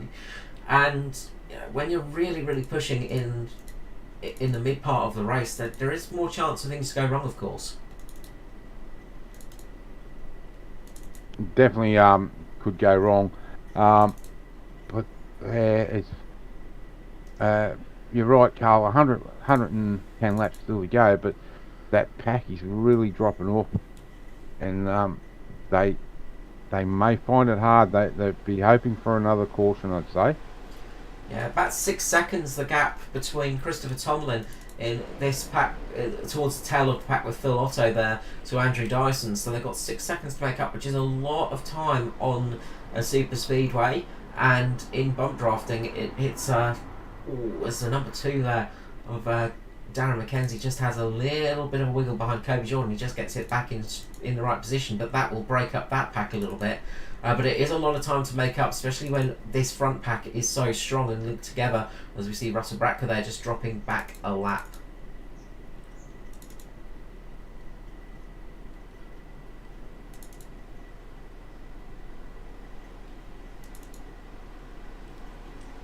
And of course, lapping is one of the other things that you have to be, well, slightly cautious of, as Bracker drops down in front there, and they just get in nicely. They just slots in nicely between Riley Curtis there and Raymond Yeager. But you've just got to be that little bit cautious of lap cars, because, of course, if you're on your own out there and you're coming up to, if the pack's coming up to you, they come up very quickly. The speed difference is so much, of course. You can be doing about 40 kilometres an hour more when you're in a pack. Yeah, definitely. And people don't, I guess, people don't really realise how quick those leaders close on you. You can be aware of them coming, but then all of a sudden, the next time you look in the mirror, they're right on your rear bumper. They do come quick. Got my eye on Aidan Schultz at the moment, Carl, and he's out by himself with no one around him to give him any type of help. That is painful. Great save there, but it's dropped him right off this pack. And as you say, he's all on his own now, and that's a horrible position to be in. It's a terrible feeling when you're on a super speedway to be out on your lonesome. Yeah, definitely. And he'd be in two minds at the moment whether he'd want to be trying to get speed, and being out by yourself, you normally stick these things in fourth gear and run around, but that burns a lot of fuel because you're right up on the rev limiter. So you'd be in two minds whether to save fuel or try and catch a pack. Oh, that pack's just about to catch him. They're both down the backstretch. They're coming for him pretty quick. He'll find himself a lap down, but yeah, he's just got to get back in line. And he's got another car back there that just dropped in line, so they'll be battling for the lucky dog position, which becomes its own little battle. Yeah, Russell Baraka from the SRM team. And yeah, Phil Otto, he's at the back of that pack too. So they're going to be having their own little battle there at the back. 2 races in one. Yeah. So we'll just ride on the gearbox of Aidan Schultz here, just to give you an idea of how quick that pack will come along. It's a good little example of what we were talking about, just how quick the pack comes up to you when you're out on your own. And you can see already these cars are catching up, and probably next time we go down the back straight, they will be past him. You've got to say, they are catching very, very quickly indeed. So Aidan's just got on the radio to tell the leaders he's going high, or for them to pass high. I didn't quite catch that, but he's aware of it. He knows they're coming. I wasn't 100% sure. No, he's going Here he high. comes, going higher. But yeah, I mean that was a full corner ago. Half a lap ago, and they're gone now. And that's just how quick it happens on a super speedway. There's a little bit of a blink there, but it's exactly what you were saying before, Mark, about just how quick the leaders catch you when you're out on your own. You can just see it there in action. You know, it is an amazing speed difference. It's almost like multi-class racing when you're driving a LMP car against a GT car down a straight. You know, you've got so much extra speed in the car. It's unbelievable just how quick you're going compared to the cars out on their own. Yeah, definitely. And look, he really needs to drop down to that bottom line at the tail, because that second pack looks like it's closing in on this lead pack again. Absolutely. Meanwhile, up the front, it is Dave Douglas, the number 10, leading this race. The casting couch entry is having a nice sit down at the front of this pack with Dylan O'Shea just tucked underneath the rear spoiler. We've got Edward Foster, Jamie Nankervis, next 2 cars in line. Then a little bit further back we have Joshua Carroll Walden, the 35 Natari car, sitting back there with Norman Clark for Black Arrows. Black Arrows, thank you. The joy of the start of the season. Norman Clark, the 09, sitting there in 6th. And Norman's had a fairly decent run the last couple of times at the Super Speedway, so he's going to be hoping to continue that. Pole sitter Neil Pearson is still having a good run. The 62 DPR car sitting in 7th position with Luke Traher, the Way Down sponsored podcast entry there. Of course, if you're into MMA, check out the Way Down for all information on the mixed martial arts fighting. Then we have the lucky man Jason Martin, who snuck into the 500. He is sitting in 9th position for Mitch Motorsport with his teammate Josh Micklemore there behind him in 10th. It's Pinnacle next with Raymond Yeager in 11th, with Riley Curtis sitting in 12th. Stevie Dubb sits in 13th with Chris Purnell, returning Purnell in 14th position. Lachlan Urquio for SRM sits in 15th position with his teammate Ruben Phelps just behind him, and you can see his team leader Matty Ray sitting in front of him a lap down. Kobe Jordan sits in 17th position with Darren McKenzie 18th. McKenzie will hope that his good fortune continues from Thunder on Wednesday night. Christopher Tomlin sits in 19th position at the tail of this lead pack. Then we drop back to the next line, and that is Andrew Dyson, reigning champion, of course, in 20th position. Luke Kenny sits just behind him, having a good first run here tonight with Brent Hobbs in 22nd. We've got Adam Malone in 23rd position with Mirko Dortnak 24th. Kai Turner having a solid run in 25th position. We drop back to the next line of cars. It's Philip Worley in 26th with Paul Jackson just behind him. Jai Schultz and Christopher Finlay, the final cars on the lead lap. Yeah, it looks like Neil Pearson a lap ago. He's tried the outside to try and pass. I think it's Norman Clark on the outside. He just couldn't get it done, so he's going to drop back in line. Or it could have been strategic to sort of fall back there and pull Dyson's train along. Yeah, I was just seeing that. I just wasn't sure. I forgot. Nah. Oh, we've got a wreck. Further back in the field. I didn't quite see who it was, but it looks like we may stay green. I'll go back and I'll see if I can see it. Possibly Ruben Phelps here with... Oh, it is... it's up in front of him. It is Ruben Phelps indeed. Had a big moment there. Car got very loose. We'll try and have a better look at that one. So he's just got up on the high line, and all of a sudden the car's just snapped out from nowhere, just in front of, I think that was McKenzie, just missing that wreck by the narrowest of margins. That was a very close call, and Phelps carrying on, but he's got some little bit of damage to the front of that car for sure. I'd say he'd have a fair bit of damage, but he's done well to keep it going and keep this race under green, and not bring out the third caution of the night. Or of the afternoon, I should say.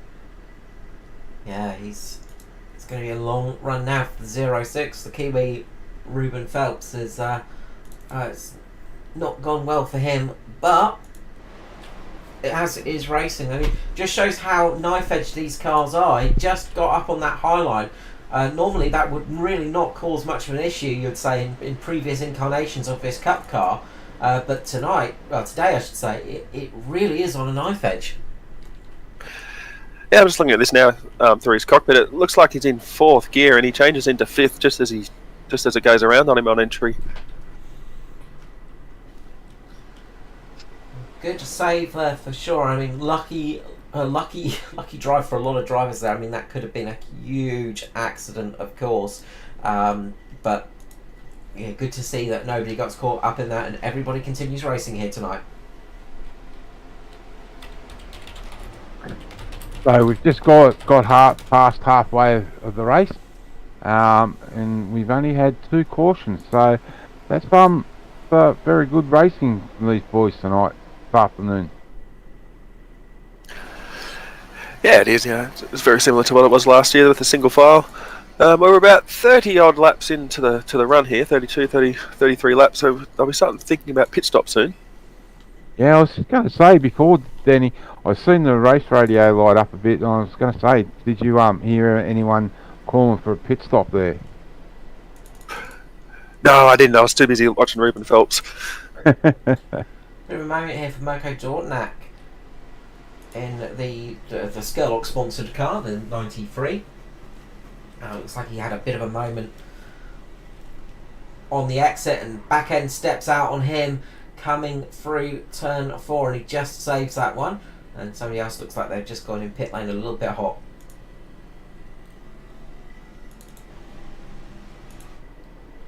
So these cars are definitely getting a little bit squirrely on these drivers. It's not an easy thing to drive at the moment. No, definitely not. Has the weather temp changed? Has the temperature changed at all on the track? No, that's still consistent, 75 Fahrenheit. I think these cars are just getting light with fuel, and the rubber's obviously been an issue with the tyre wear, and they're just coming to the end of their cycle. So I'd expect 4 tyres, to be honest, by the looks of how some of these cars are driving. Yeah, well, so far we've seen just about everyone. I don't think anyone's been brave enough just to take the 2. Everyone's taken a full tank of fuel and 4 tyres. I wonder if some of those cars that were just having it step out maybe tried the 2 tyre swap, and that may be why that's happening, or it is, as Danny just said, it is literally just the cars getting light on fuel loads. We're 36 laps into this stint, so a little bit longer in stint length than we thought it was going to be. So they're managing just to get along, but we should be looking at green flag stops very, very shortly. I do believe I just heard Dave Douglas say 3 laps. Yeah, the radio's starting to light up. People making their strategy calls and telling people when they're going to come to pit road so they don't get run over. Of course, green flag stops, always exciting. We've not seen a round of green flag stops yet, so we will be looking forward to these as they come on, because this is where you earn your money as a driver. And it's not easy to pull the car into pit lane. You're going in at 300 odd kilometers per hour, and you've got to brake down to I think it's like 90 the limit here, and of course getting on those brakes is not easy to do. It's very easy to make a mistake because those brake pads are freezing cold, of course, there's no temperature in them, and it's so easy to snag a brake as you come into pit lane. Yeah, I always used to sort of drag my brakes a couple of laps before I had to come down just to get a little bit of heat in them, because they're just stone cold. You just hit the brakes, nothing happens.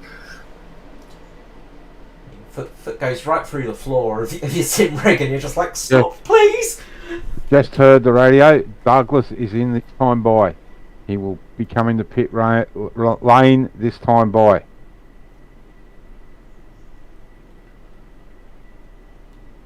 So, Danny, if you're in this lane road, you have to come on the pit road the same time. Well, the more cars that basically come off pit road together, they'll get into that train faster and make up some time. But the more that come to pit road, the slower that entry is. Well, we got 2, 4, 5, and that's not too bad. But if they all came to pit road, you'd be tripping over each other and probably lose more time. But you don't want to be coming down pit road on your own. No, so the 2 Black Arrow cars and the 2 Natari cars have stayed out. The 2 Mitch boys have stayed out, and I'm just that red and black car. Neil Pearson? No, the 43 Luke Kenny, I think it is. 43 Yeah, Luke Hair. O'Shea have come in together. Okay. There's a lot calling. They're coming in now, so yeah. Ooh. Somebody's had a big moment in pit lane. I saw a big heap of smoke in there.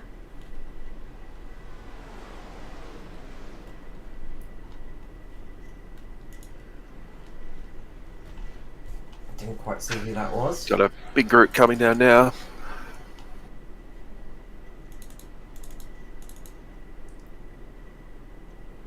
Got one car in the grass there just a minute ago in the front stretch.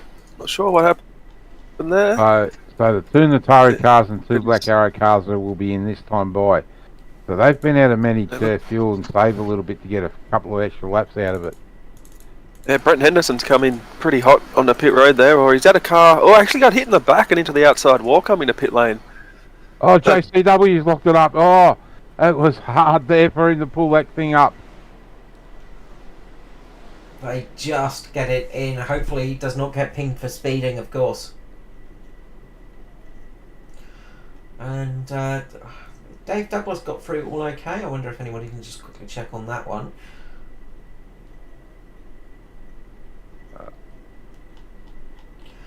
Because, yeah, we've got a lot of cars out there at the moment. Leading the race, though, at this stage is Jason Martin, the man that came into the 500 with the lucky spot, is going to be leading. But he'll be coming down pit lane very shortly, I imagine. He stays out for one more lap. So the Pinnacle boys are in. Dave Douglas is there with Chris Purnell. So, and I believe it is just in front of him. Yeah. So with they're just Neil Pearson. Sorry. okay.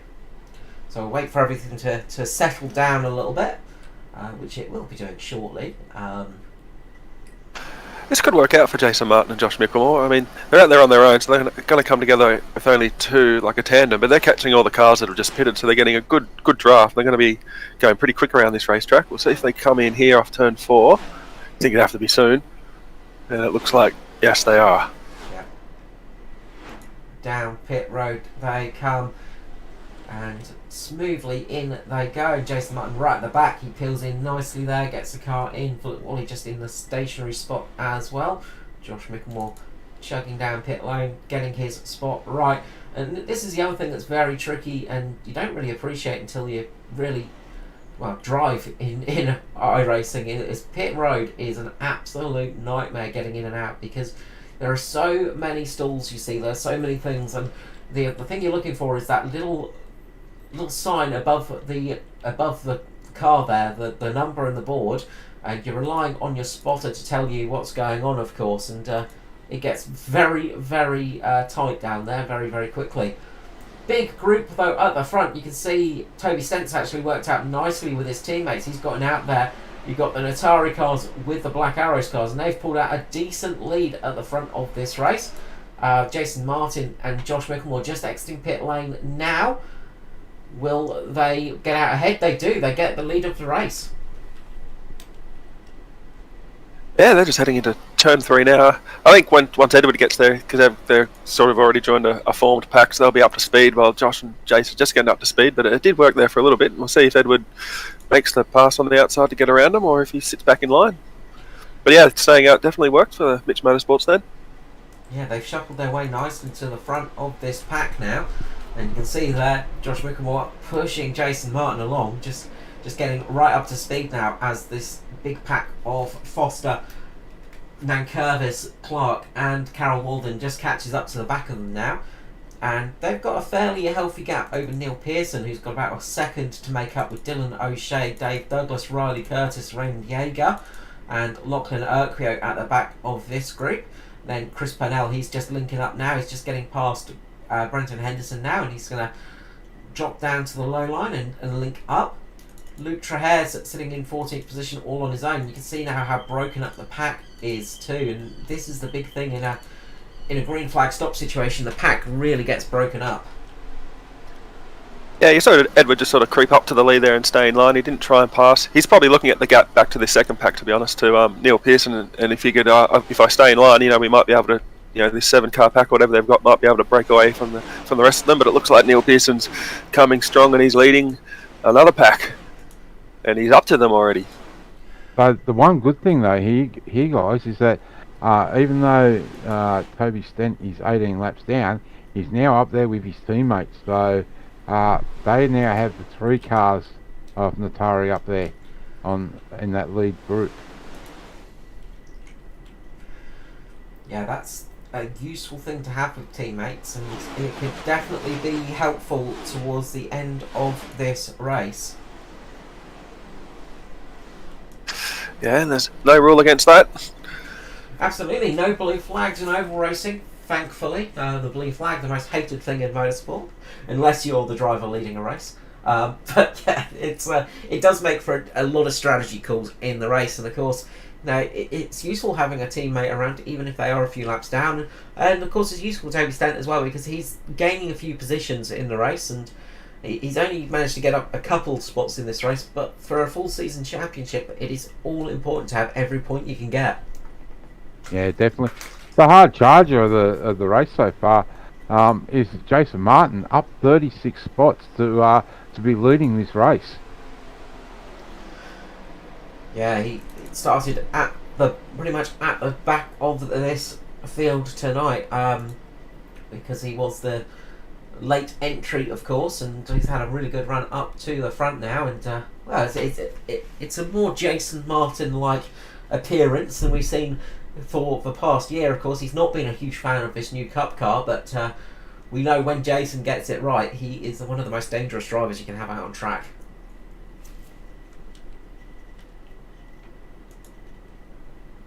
Well, they've now all just settled back into a nice rhythm, and we'll see. Don't think we'll see a lot of moves here. Everyone will just be saving fuel and tyres and trying to get the longest run they can out of these cars.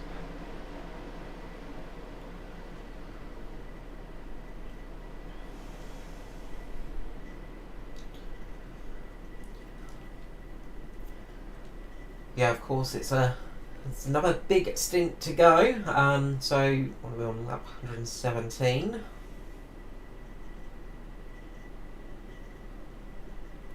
So about lap 147, they'll have to come down pit road again, and that's going to be it's sort of an awkward spot, because they'll have about 53 laps to go in the race. So you're sort of going to want to try and get the fuel exactly right. You can make a slightly shorter stop towards the end of this race, because you don't need to take a full tank of fuel, but you need enough gas in the tank if that green-white checker comes out that you're not caught short, of course. Only one overtime for today, or is it? Yes. Just one green-white always checker? the one green-white checker. Yeah, that one makes quite a big difference towards the end of the race, because you're usually running 3-4 laps under yellow, and then you've got to do 2 green flag laps at the end. So you need to have that little bit of gas in the tank just in case, and it could pay off if you take that risk and take a short stop, especially if it's a green flag stop. You can gain a good couple of seconds by just taking a little bit less gas in the tank, but then you are going to be absolutely biting your nails towards the end of this race.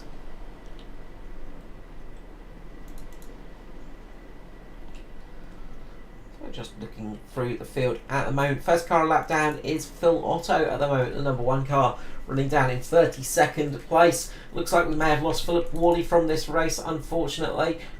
Seems he's out of this race. We've got Nigel Patton back in the race, but he is 12 laps down. Lost Brenton Henderson as well.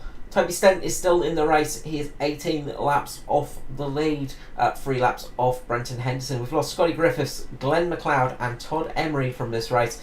Still 34 cars running here for the 2023 Daytona 500 here on ANZCAR and Performance e-streaming.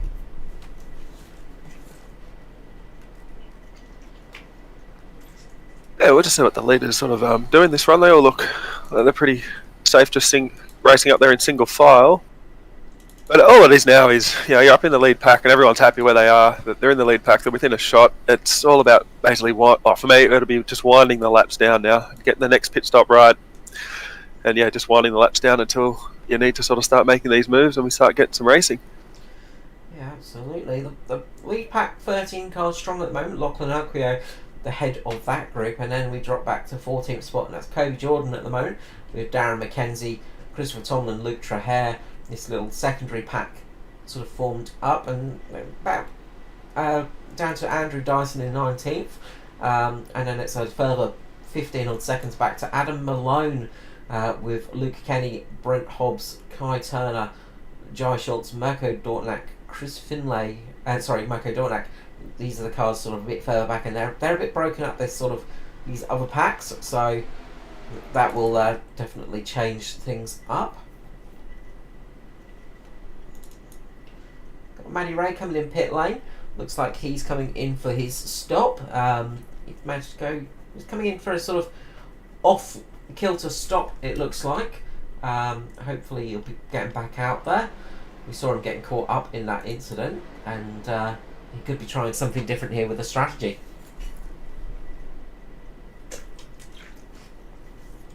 I haven't seen that car go up on the jacks or anything yet. So No, I was just looking at that myself. so maybe the damage that he's received that in that last incident that he was involved in may have taken its toll. Be a big shame if it has, and a big loss to the race, but yeah, it looks like that car might be done for the evening, and so we're getting some big repairs done, or he's pulling it out of the race. We'll just go back and have a little look-see of the car sort of on the track, and no obvious engine damage or anything like that, so we'll see how that one unfolds. But night to forget, day to forget for Matty Ray, unfortunately. It's not been the easiest race out there. Something's possibly happened to Mirko Dortnack here as well. We'll just quickly jump back, see what's going on with Mirko. There's always had a big tank slapper there. Let's just rewind that a little bit and find out exactly what's happened here. So Yeah, looks like he's trying to push Kai Turner coming down the backstretch.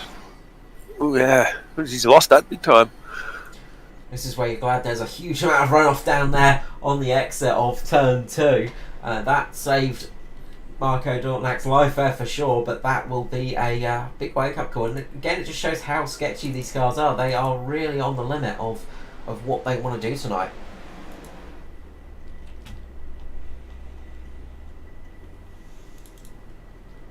Meanwhile, it is Jason Martin from Mitch Motorsport leading the race, with Josh Micklemore sitting in just behind him. Edward Foster in third, with Jamie Nankervis in fourth. Norman Clark sitting in fifth.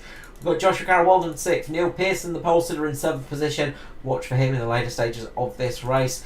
Dylan O'Shea, the man that started to his outside, sitting in eighth position. Dave Douglas led a lot of laps tonight, and he'll be hoping to get back up there for the laps that count, in 9th position. And rounding out the top 10 is Riley Curtis, having a solid run in 10th.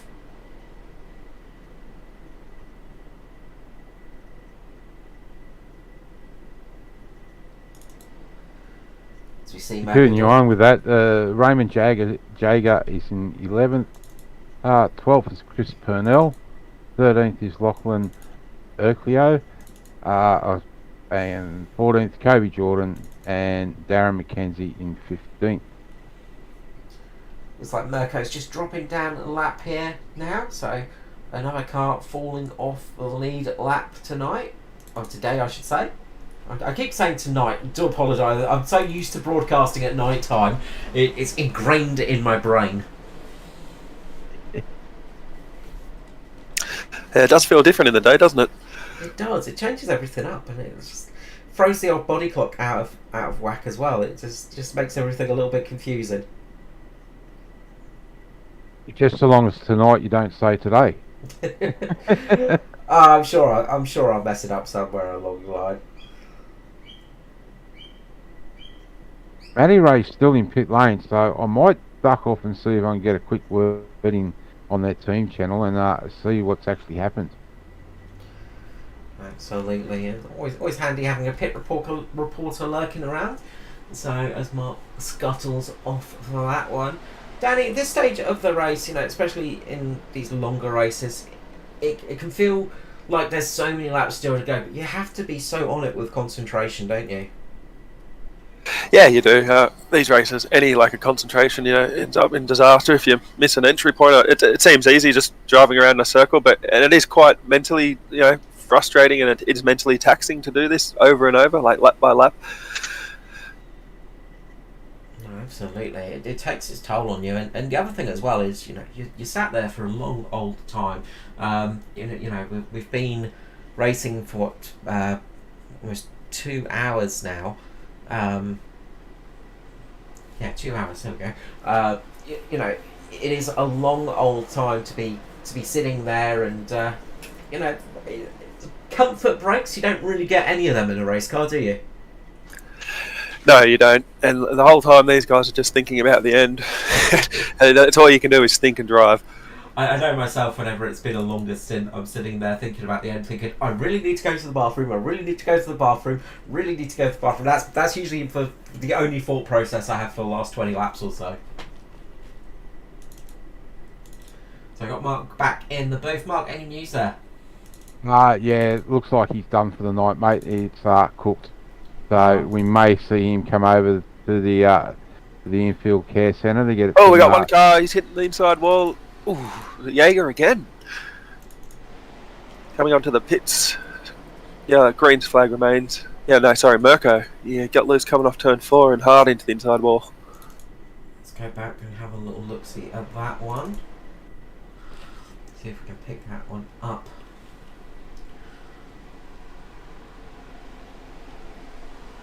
Replay here.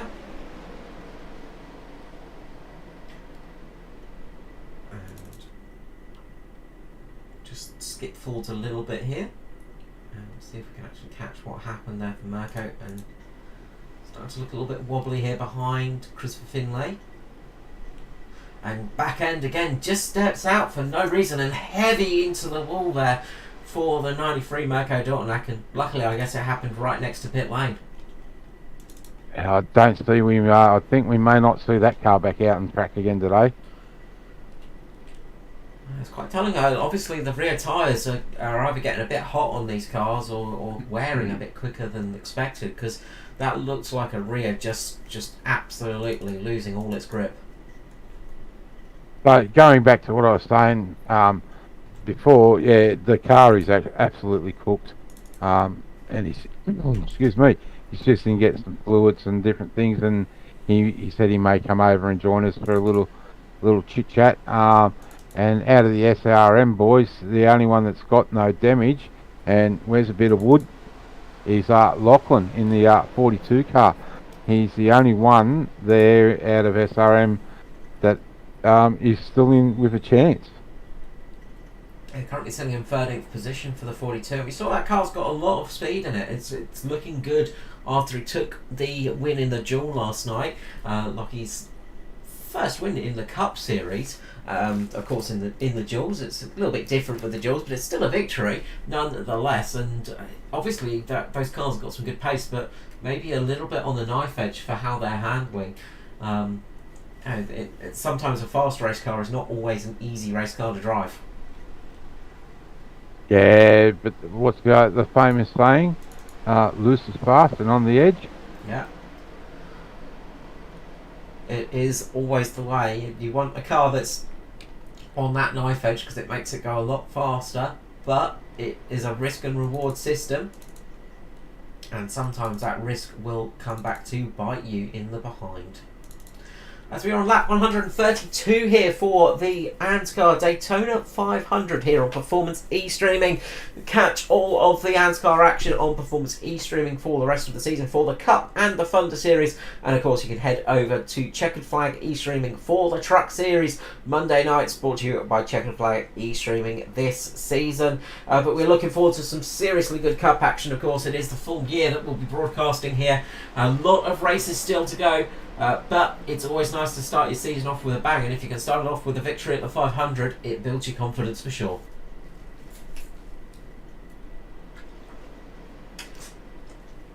Yeah, this is the one they all want to win. It's just got like we were saying before, like even just racing today on a Sunday, it's just got a different vibe. There's something about it. It's just different. Sunday for me always feels like a serious race day. When you're racing in the week, on a Saturday, for instance, it just feels like you're having fun. It's not quite it doesn't have the same emphasis to me, because growing up, always Sunday was race day for the big races, of course. And you always have that feeling that Sunday is that important day. It just mentally, it just makes a bit of a difference, especially if you're driving in the daytime. For me, it just says that there's something different going on, because I'm used to driving in the evenings, or doing shorter races. Of course, when you get this big race in the afternoon, it really sets it forward that this is something important.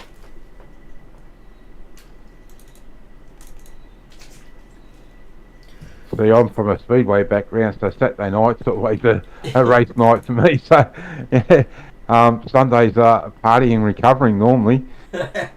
Sunday is the recovering from the victory of the night before day. It makes sense to do it on the Saturday night, because it's much worse when you have to go into the office on a Monday morning after a party, after a victory on Sunday night. Yeah, but the only problem with it Saturday night is some weird things have happened in the speedway. I could tell you some stories. I will say, one night after a race, a race car ended up in a swimming pool in the motel. I hope that it had a Rolls-Royce Spirit of Ecstasy stuck to the front of it, because that makes it all more classy when that happens. No, it was a 318 Dodge motor in it, and it wasn't a real good thing to happen. Never a good thing to happen. It's not quite as rock star as a Rolls Royce, but it will do, I imagine. I don't think the swimming pool owner would be happy about it, because usually when a car goes into a swimming pool, it causes a lot of damage. Well, funny you should say that, Carl, is that they booked our rooms for the following year and said you're more than welcome to come back. Obviously insurance paid off well for him then. Just looking a little bit up the front, and getting up to some lap cars here. Kai Turner and Jai Schultz now on the low line as the leaders start to pass, and this has caused a bit of a high line. You see there, Jonan Curvis getting up there, a little bit of contact between him and Foster, and this is giving Pearson around goes Norman Clark. Oh no, Joshua Carroll Walden as well. Yellow flag is out. Yeah, it was just a lapped car, and they all sort of broke up formation and started racing, and the moment they did, looks like Norman just got loose there on his own. Maybe a bit of air off the spoiler, or I'm not too sure. The rear end came around though, and unfortunately JCW in there in that wreck as well. That's two of the top running cars up there, and Toby Stent also getting caught up in that one as well. His night's just gone from bad to worse.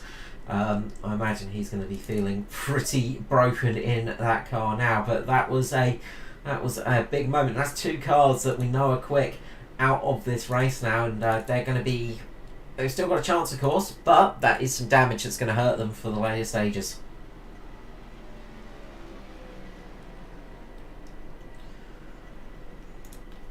So we're going to see pit stops happening again. We're 26 laps into this stint, of course, but everybody's going to come down pit road again, I imagine, to get some repairs done. We're on lap 137 of 200. Get some fuel in the tank, of course, and this is going to make it interesting for that final stint, because they're still going to have to make another stop, of course, but they'll have to save a little bit of fuel to make it there. Yeah, I was just going to say that'll give them one more stop, and that'll see them home. Yeah, should do. As they all come down pit lane and get these stops done. What are we, lap 138? And I'll try and do some quick maths. Alright guys, I'm just going to see if we can get hold of Aidan Schultz. Yeah, got a copy there, Aidan. Mark in the booth. Just hold on, mate. I'm just going into the pits. You got me at a real bad time. Oh my god. Yeah, hi guys. How are you? Sorry, mate. I didn't realise you were so close to coming into the pit lane. So, not a fantastic race, but you're still in there with a hunt. Yeah, it doesn't really matter. Got caught up in something that wasn't my fault. Unfortunately, I thought that was a good save, and just circulating at the moment, trying to get some points and see how we go into round number 2. But Daytona 500, it's always a hard race, so we'll see how we go. Long way to go. Long season, mate. Well, we wish you the best, and for the rest of the race, and let's see if you can get a few more spots back, mate. Yeah, hopefully. It's been a good race all round. Obviously, a couple of incidents there, which is notorious for super speedways. I'm a little bit disappointed, but at the same time, it's always going to happen. So we'll just circulate, get some points, see how we go, and yeah, go into round 2 next week. All right, mate. How's the rubber holding up with the heat in the track? Everything good, that side of things? Mate, a little bit hard to tell. I've been dragging about 15 seconds of optionals since when Russell got down into me on his own incident. So a little bit hard to tell at the moment. Just circulating, trying to keep clean and get to the end, to be honest. The boys at the front have super pace. It's going to be interesting to see what happens there. So definitely strap in and see what happens. But yeah, we're in 27th at the moment. We'll see how we go, and hopefully we can jag another couple before the race is done. All right, mate. Thanks for your time, and we'll drop you back down into your room, and good luck, mate. No worries, guys. Thank you. Well, there you have it, Carl. One not so happy but happy guy to be out there running today.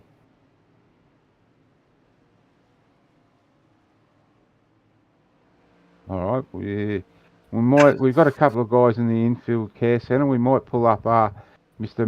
Matty Raymond just for the time being. Welcome to the booth, Matt. G'day, boys. How you going? Yeah, good, mate. Good. Not the race you were hoping for? Didn't exactly go to plan, but that's Daytona, the nature of the beast here, so it happens. Yeah, it's unfortunate, but you still got one of the teammates out there, Lockie, in a strong position. Yeah, we got one spotless hot rod still out there, so if he gets a bit of lady luck on his side, we might still get a good result.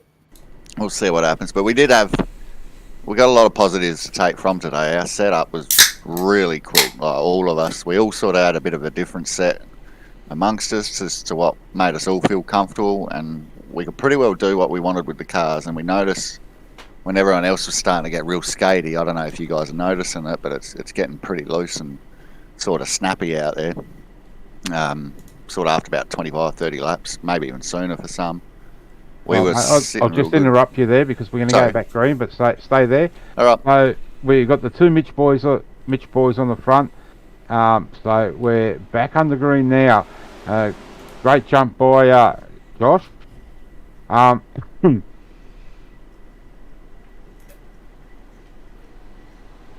always hate when that happens. I was just going to say, Danny, do you think Ed's not going to play nicely? He's going to push Josh as hard as he can to try and keep... we got one around. Oh, big one in the background. Yeah, I know. I was just about to say it's go time now. There's one stop to go, like you mentioned earlier, and no one's going to be playing nice anymore. It's all about getting into that position towards the end, and we've just seen a bit of a result of that. Yeah, It was Kyle Turner, unfortunately, involved in that one. We'll go back and have a little look-see at what happened there. Looks like Jackson, I think, just tagged him in the back there.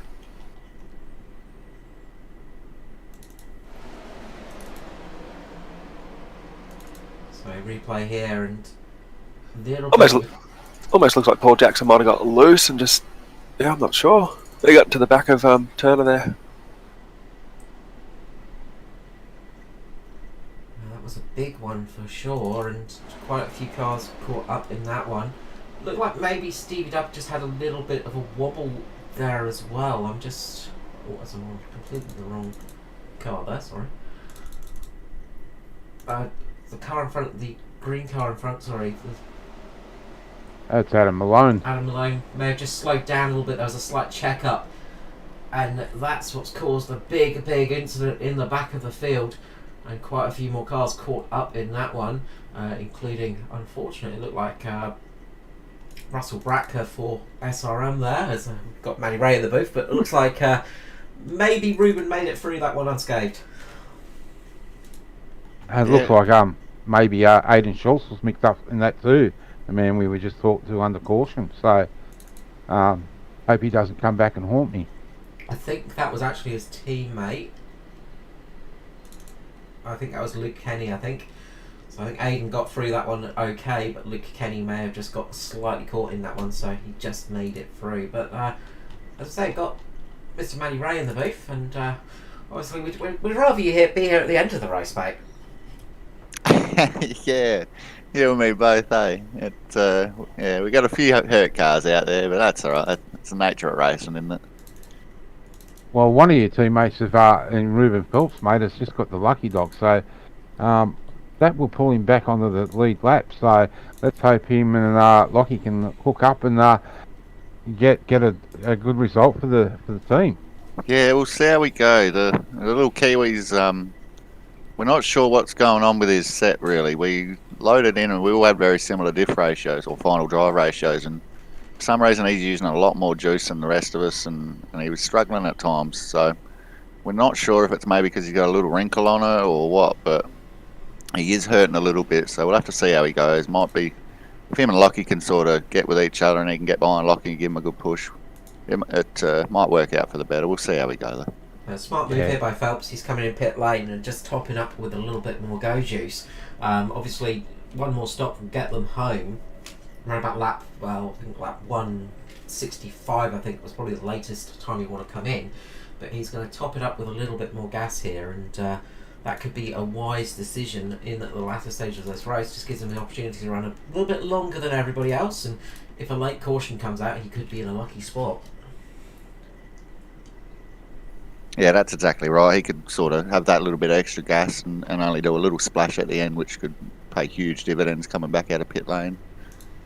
As for sort of controlling the race at the end, if it's a possibility, but yeah, anything can happen around here, as we all know. Elbows are about to get a bit wider. I reckon we'll see a bit more action. Always the way, the final stages of the 500, it's you taste that victory and you have to go hard, because well, nobody remembers second place at the 500. The win is what matters, and we've got a lot of drivers wanting to get that victory tonight. At the moment, it is Jason Martin in the lead of race. He's got Neil Pearson, the pole sitter, on his outside. We've not seen Neil up the front of the field for a while in this race. It's been a fairly long time since he's last back up the top. He's not even led a lap so far, but we know that's a fast car indeed. Pace car will be coming in very shortly here as we go back to green flag racing for the ANZCAR Daytona 500.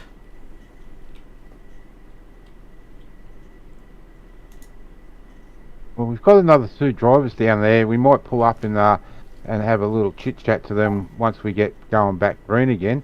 So one of them's your teammate, Matty. So, and Scott Griffiths. We'll get to them just in a couple of minutes, and we'll have a little bit of a chat to those. And not the way we want to see them in the commentary booth, but we're happy for them to join us.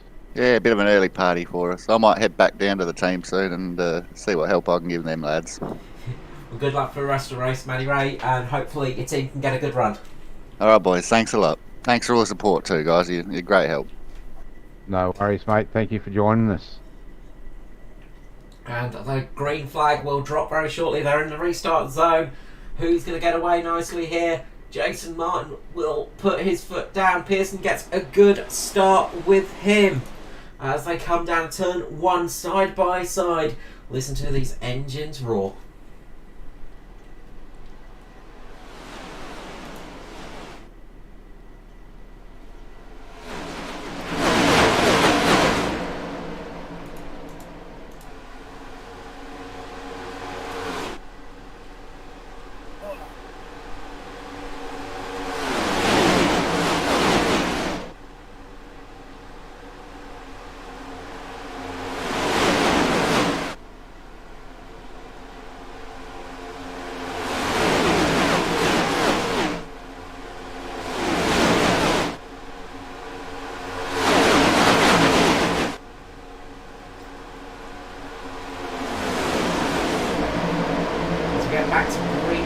Racing here at Daytona. We're joined by Brendan Henderson. Brendan, welcome to the booth, mate.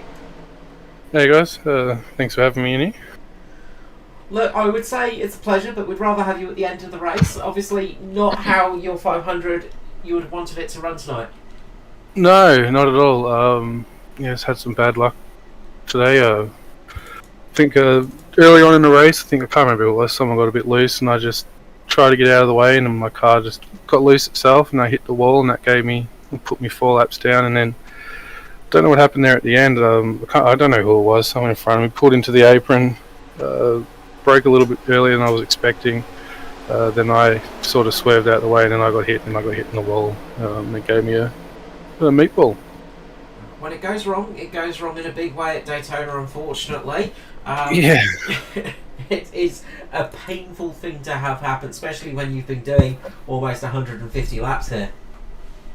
Yeah, it's definitely not gone my way today. Hopefully Lockie can stay on the lead lap and get a good result. Hope maybe even Ruben or Russell can get back on the lead lap and try and get a good result for the team. Absolutely got Lachlan Opie out there in 6th position at the moment in the 42, so hopefully his luck will continue from last night, of course. But it's been obviously you're hoping for a strong year with the team. There's quite a few of the SRM machines out there. You're going to be running the full season with the Cup cars. Yeah, I'm going to be running as long as I can. I'm heading to the army in a couple months, so I'll be running every week until then, and I'll have about 10 weeks off, and then come back into it when I get back. But it's looking good. We've got a good team. At the moment, we're pretty strong. It's just our luck hasn't gone our way today. Well, hopefully luck will come better, and a big thank you for service as well. And we look forward to seeing you back out on track in the near future, and then in the after those 10 weeks back, and hopefully getting some good results after that as well. Yeah, fingers crossed. It's looking like we'll have a good season, and hopefully we can maintain top 5, top 10 finishes. Like we've always got a few cars in the top 10 and in the top 5. We just need to, a bit of luck go our way and get a couple of wins here and there. We'll wish you all the best of luck for the rest of the season. Thank you for joining us, Brendan Henderson, and hopefully we will talk to you in better circumstances at the end of the race in the near future. Yeah. Cheers, mate. Appreciate it. Thanks, guys. Up the front is Dylan O'Shea in the lead. Yeah, that outside line was hauling for a couple of laps. It's got Neil Pearson, teammate, pushing him. Now Edwards just jumped up there. That bottom line's fading, and that top line is just going forward. And we'll sort of see this towards the end of the race now. We got some moves coming in on the inside, and everything's just starting to heat up. I see Stevie Dubb there just dropping to the low line, and that high line is absolutely moving at the moment. That's the first time we've really seen the high line working tonight. But it's come on the same time, about the time as in the trucks too, Carl, that we seen on Monday.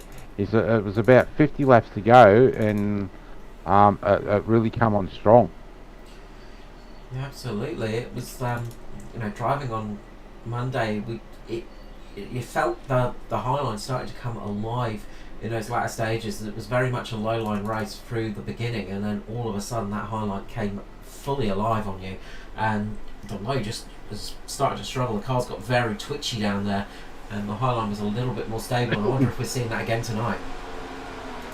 Yeah, but as we were watching this, we've seen the all those guys that were up in the front of the high line come to the low line, and now the low lines are really starting to go.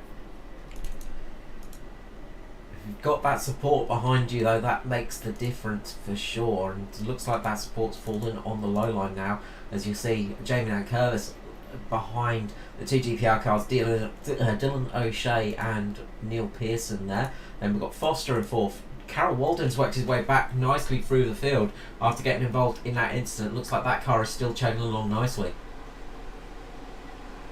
It doesn't look like it's carrying any damage at all, which is very lucky there for him to get away with minimum damage if there is any.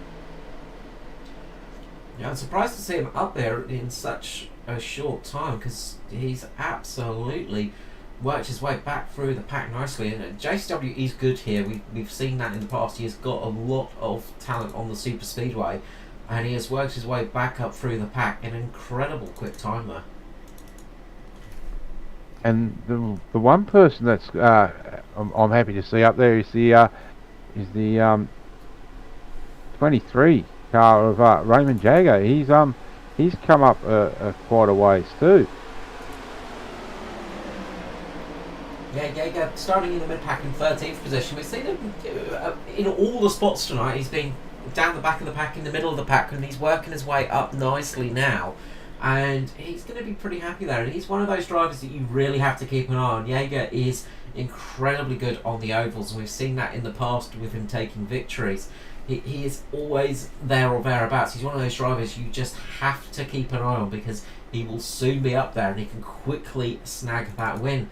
Same goes for Riley Curtis. He has been very quiet in this race. We've not really seen much of the 093, but Riley is one of those drivers that at the end will be right up the front, and you're going to hope that Riley's going to be behind you, because he is such a good pusher on a super speedway. Yeah, definitely. And these boys are just giving themselves a little bit of room up front here, just trying to get some cool air in the front of the car again. Yeah, I'll tell you who's impressive. JCW was in a wreck 15 laps ago and he's already back up in the top 5, which is good for Edward because he didn't have a teammate there for a while. But it looks like JCW, he's come up a bit banged up being in the lead, but if he stays in the draft, he could be a good pusher for Edward. Yeah, definitely. And look, I know they're not teammates, but I'm pretty sure that the Black Arrow cars would be working fairly close with the Natari boys, and vice versa. So, but when it comes down to it, you're the one that wants to win the 500. So, it'll be interesting to see what happens with 5 laps to go. But further down the field is Christopher Finley in the lucky dog spot at the moment for the Sin Boys. He's currently sitting in 24th position and is the first car a lap down. He's got Aiden Schultz just behind him if he reappears from the Netherworld. Just a little bit of connectivity issue there for the 52 of Aiden Schultz. Hopefully he reappears. Yes, he does. There he is, back again. He's currently sitting just behind Finlay. And then Paul Jackson is the next car a lap down. He's sitting in 26th position just with another pack. He's got Ruben Phelps for company there. We saw Ruben get back on the lead lap, and he's got the most gas in the tank of anybody at the moment. So watch out for that car in the latter stages of this stint. We expect to see cars probably coming. They'll probably take it as long as they can, of course, because better on track if there is a caution, because that's going to be a lot of help. But we might see cars starting to think about an earlier stop around about lap 165. That's really the first stop you can make to get to the end. So we might see some people trying for that early stop coming in a little bit sooner. See if they can actually work with some other drivers. But we'll probably be looking probably about lap 170, 75 for the rest of the field to be hopping in pit lane.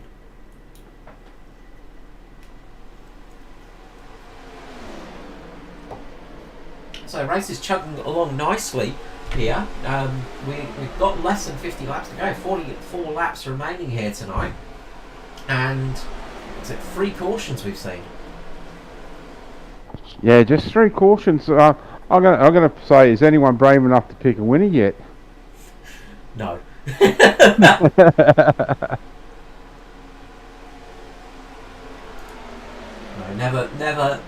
never want to pick winners, because it's always going to bite you in the bum. It's I'll pick the winner about 50 yards from the start finish line. All right. Yep. Even then, you're not certain. You're so right there, Carl. We've had 12 changes for the lead of this race as well. It's been fairly stable at the front, which is nice to see.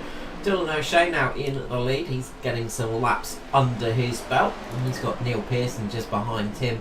Still no laps led for Pearson, I don't think. So he'll want to try and just scooch ahead of his teammate at some stage, just to collect that bonus point, which could be crucial come the end of the season. Always important to have some bonus points in the bank.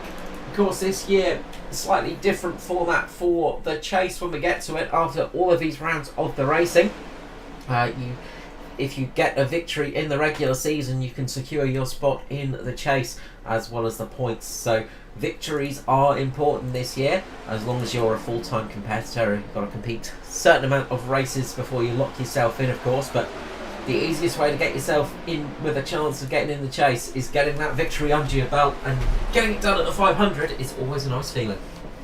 Yeah, it definitely is. Just looking back to see where last year's winner is, and he's Andrew Dyson. He's sitting down in 15th place.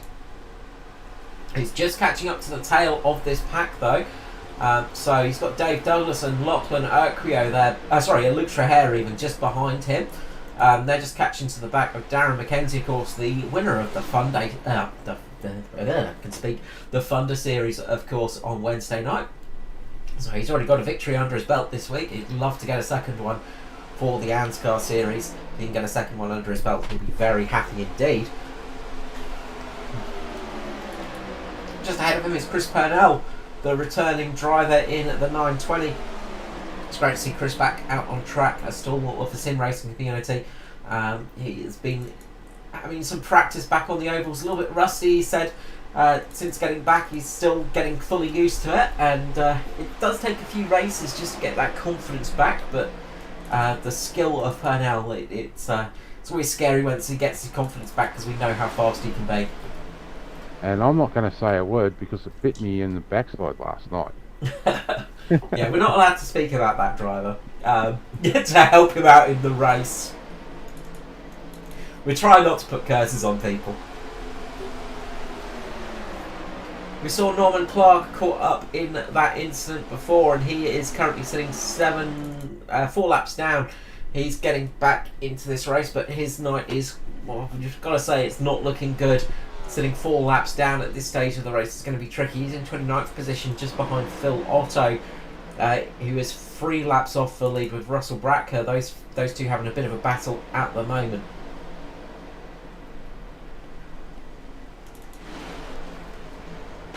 But the sun is starting to get a little bit long in the sky here at Daytona. It is, the shadows are getting longer, and these guys, about 40 laps to go now, so these guys will be starting to think about their last stops. I think they're within their window pretty shortly. Yeah, it's going to be interesting to see who pulls the pin, who comes down pit lane first night, because it could be a big reward if you get it right. Just looking at the that outside line, they're dropping back down. As I was just going to say, it looked like those who were going to try and make a run around the outside. Decided better of it at the moment as Dave Douglas sitting back there. Dave Douglas had a lot of laps led, 69 laps led in this race. He's got the most laps of the evening, but he's currently sitting down there in 16th spot. But it is not over. Do not discount the Double D man yet, because there is still a long way to go in this race, and anything can happen. And these guys are just starting to think about what they're going to do. We've still got a pit stop to go, of course, and if a caution comes out now, they'll be ducking in pit lane to get that stop done, and it will be possible to get to the end on fuel, but you'll have to be a little bit frugal to get there.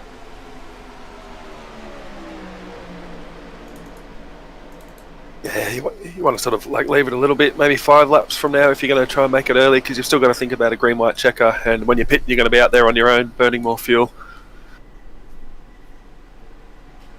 Absolutely, and we can say it time and time again, and I'm sure you're tired of us saying it, but in sim racing, you're your own pit crew, really. You do have some tools, of course, that help you out, some AI programs that will help in ways, but generally you're the one making a decision on strategies in the car, and that can be pretty difficult to do as you're travelling around a circuit over 300 kilometers per hour, and you've got to try and work out what you're doing in strategy and try and back count your laps and work out how much fuel you're putting in and what tyres you want to change. These are all little things you have to do in the sim cockpit.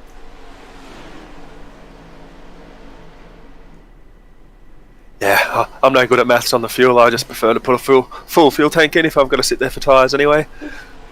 I let my crew chief do all the hard work for me. I just hope that it's correct. It has bitten me in the bum a couple of times, I must admit, but usually it's spot on, and that's a little AI program. But the thing I always get caught out on is tyre stops as well, because in a green flag stop here, you know, obviously if you're filling up the tank, you may as well get all the tyres on. But if you're going for a short stop, you might only want to change right side or left side tyres, and in the actual car, when you're doing that, you have to click a little button and go through all the different menus to get to that sometimes if you don't have it mapped, and it's very easy to take your eye off the road and then all of a sudden find yourself in a big accident. Well, what we've seen last night and in the duels, that a lot of these guys were taking lefts. Obviously there's a lot of guys that have got these cars driving off the left rear. Yeah, and of course it's one of those big things for the Daytona round of the ANZCAR Cup. It is an open setup, which changes things a huge amount for the racing. We have got a slight rule change this season as well for the Cup Series, where it's what we call a semi-open setup, where your drivers will be able to change their setup in pit lane. Which means you can change a couple more options like tyre pressures and a little bit of the bump on the suspension as well in pit lane when you come for your pit stops, and that's going to change strategy up a little bit in the regular season, where it is more of a closed setup. But with it being a full open setup, it means that all of these drivers have had to put in a lot of hours to get these cars going as fast as they're going.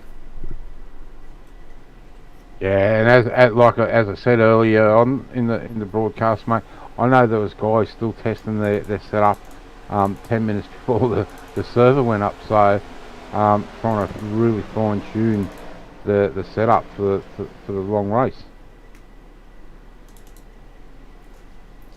Yeah, it's a different skill to have, and it takes up a lot of time when you're actually choosing setups.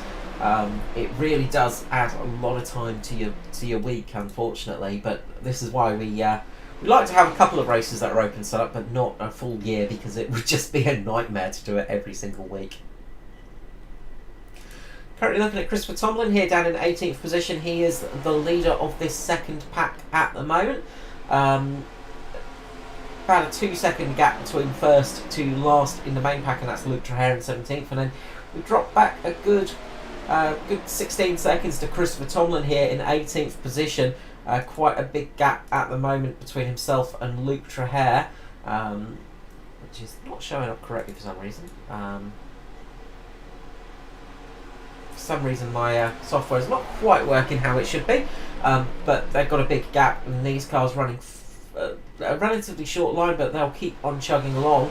A caution though would be very useful for these guys.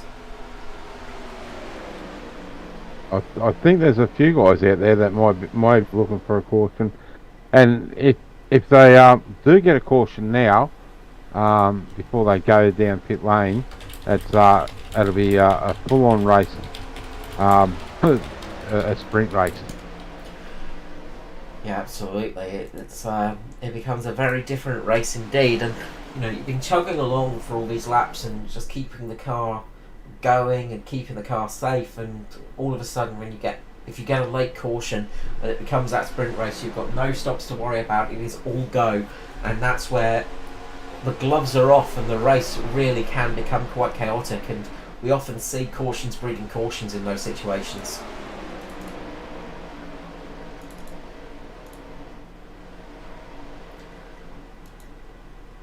So I'm not going to say which car it is, but I was talking to a driver earlier on. He's in that top lead pack, and I said to him, "How do you think he'll go?" And he goes to me, "We think we've got an answer for the DPR cars." So I'm just hoping that he's true, and it does come true, because if we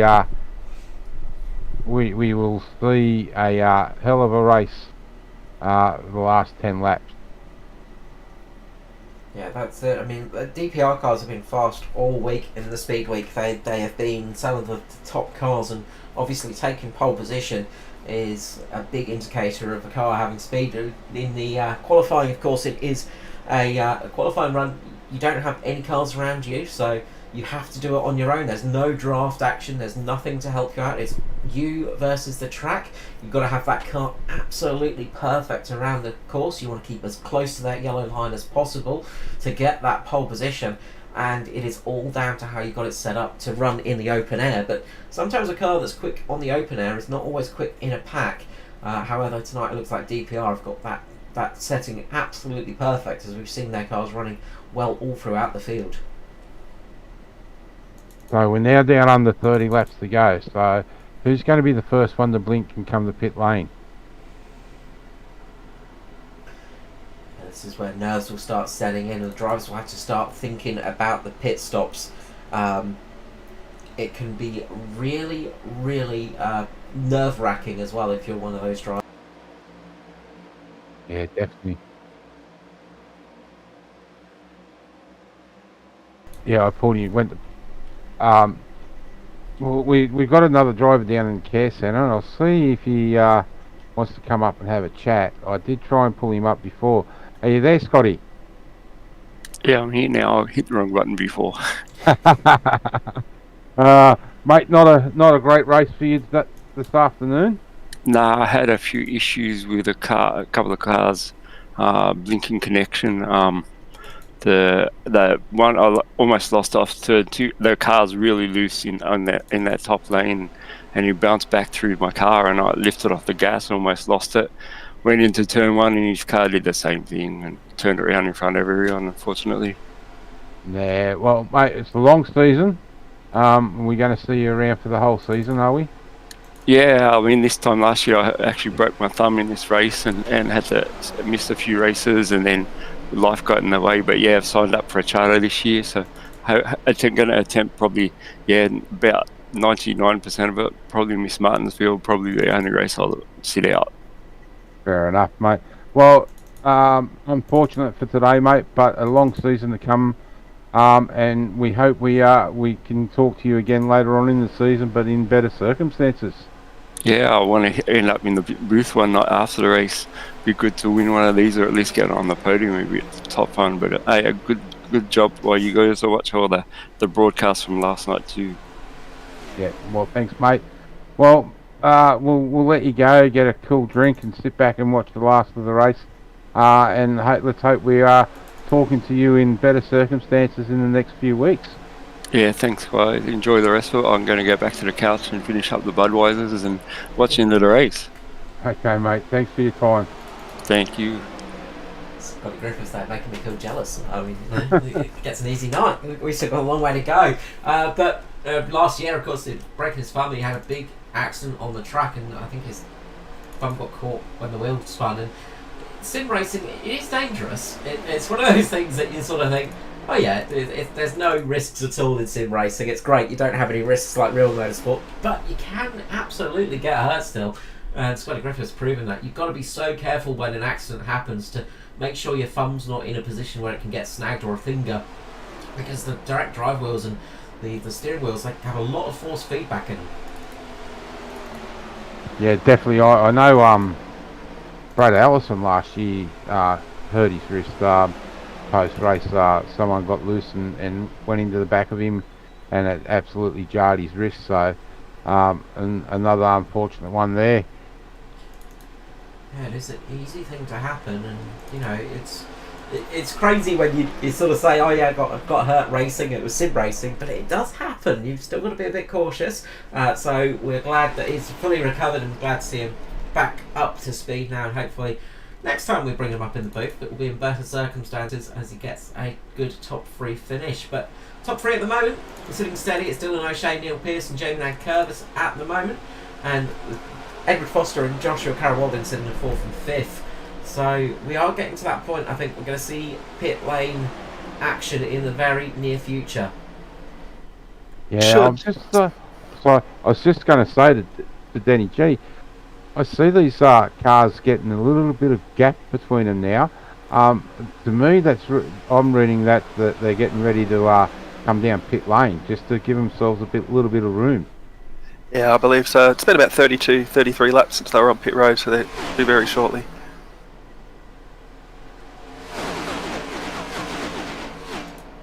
And it's going to be interesting because they're catching that back group of cars, so that are only a couple of seconds up the road from them.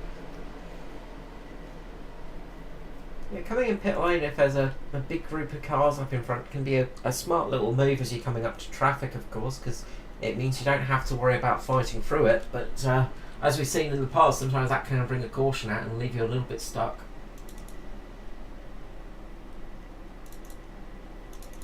see right up at the front at the moment, sorry, Dylan O'Shea and Neil Pearson just really pushing a gap, and I wonder if they're about to dart down pit lane.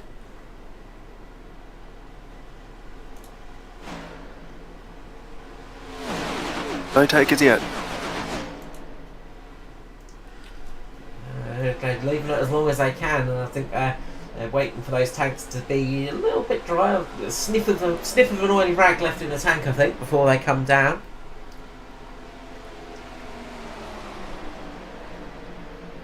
"23 laps to go here for the 500, brought to you by Performance E-Streaming.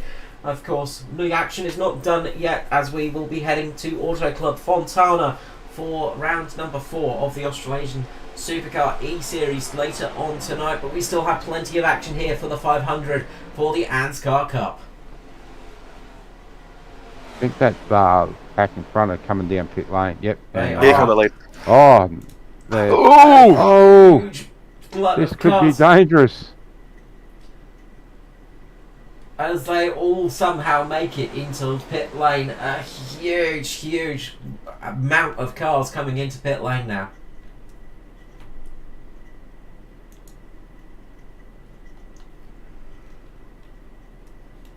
Yeah, we got the drivers calling out on the radio now, pitting. And we've got more coming in as well. This is always where you've got to be very cautious. You can just see Foster there really leaning on that rear bumper of Nankervis, and that group is staying out for another lap. Keeping it out for a little bit longer.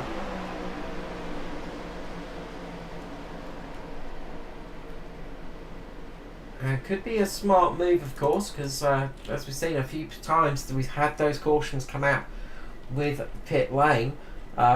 Luckily, though, it looks like everybody's making it through relatively safe. I do believe this ARC group may be in pit lane this time by. As we see there, Pennell in. and Curvis leading this group.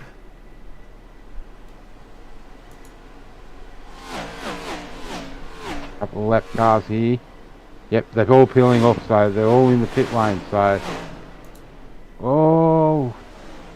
Nankervis. Oh, Foster almost goes wide there. That was a late moment for Foster, but he manages to just get it through there. I'm just wondering if Raymond may have been a little bit too hot. He may end up with a penalty there.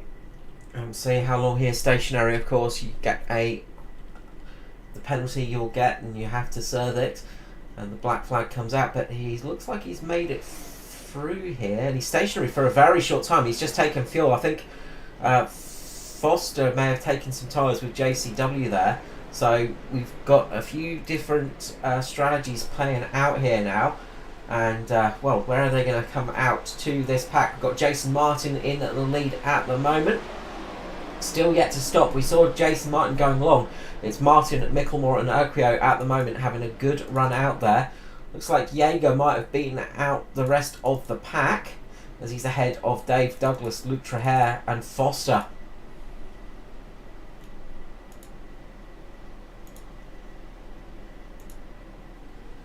Amy Nankervis' biggest was there. He is dropped back down to 11th at the moment, but once all these guys go through, we'll see how the dust settles. Oh, JCW almost around. Well, they're going around on the front stretch. We've had an accident, did you say, on the front stretch? Yeah, in the tri-oval. And caution. Oh, and they stay out.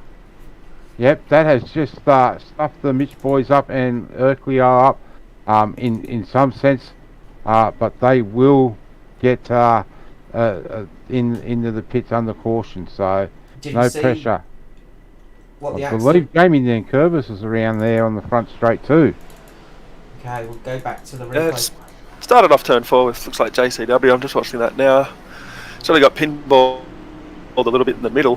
I think must have been a car trying to come to pit lane. Well, catching a faster, slower pack. He just sort of got pinballed in the middle and a bit of a tank slapper into the cars on the bottom, and yeah, up the track they went. Yeah, we'll try and catch that now. We're watching with Joshua Carroll Walden here. It's there it is. and contact with the 25, and Jamie Curvis caught up in that. A lot of cars, Chris Purnell as well. That was a big accident now, and another load of cars caught up in that. Let's just try and go back a little bit, see if we can catch that in a bit more detail. So definitely looked like there was contact between 25 and 45, and you can see their cars going all around. Dave Douglas just getting in pit lane there, avoiding that as it happened. Darren McKenzie caught up in that as well. And yeah, that is a big accident. And big shame for Jamie Curvis. He was having a great run up there. Looks like JCW may have made that through relatively unscathed as well. Micklemore and Martin, though, they're now in pit lane, so they aborted their pit entry when that caution flag came out, and now they are getting a slightly quicker service done, and that will keep them in track position. This is going to change up the race for sure.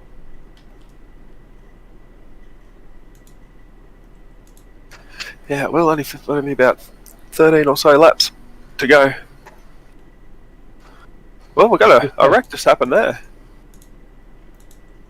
Some upset drivers. Something happened there in turn 1. Pearson's been caught up in it. Forgive me as my software is just having a minute. Ah, you got Adam Malone. He seems to have lost it on the apron. And yeah, back up into Neil Pearson. Turned him around. I'm not sure if there's any damage to his car.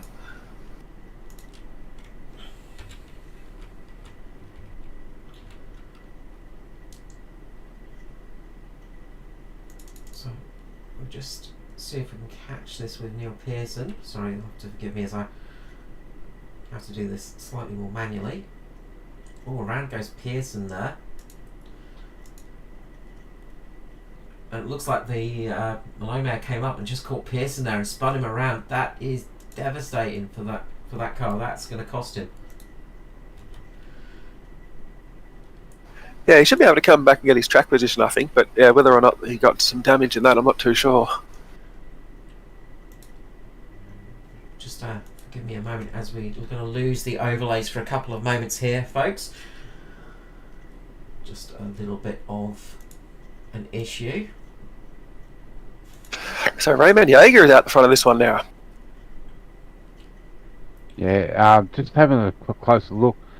Pearson looks like he may have got away relatively unscathed. So that's one good thing. But as you were saying, Danny, Raymond Jaeger out front, but look who's the man right behind him. Last year's winner, Dyson. Yeah, 50 laps ago, he was in that sort of the packet tailing, and he was losing time, was slipping away from him, and now he's back up there. Less than 15 to go.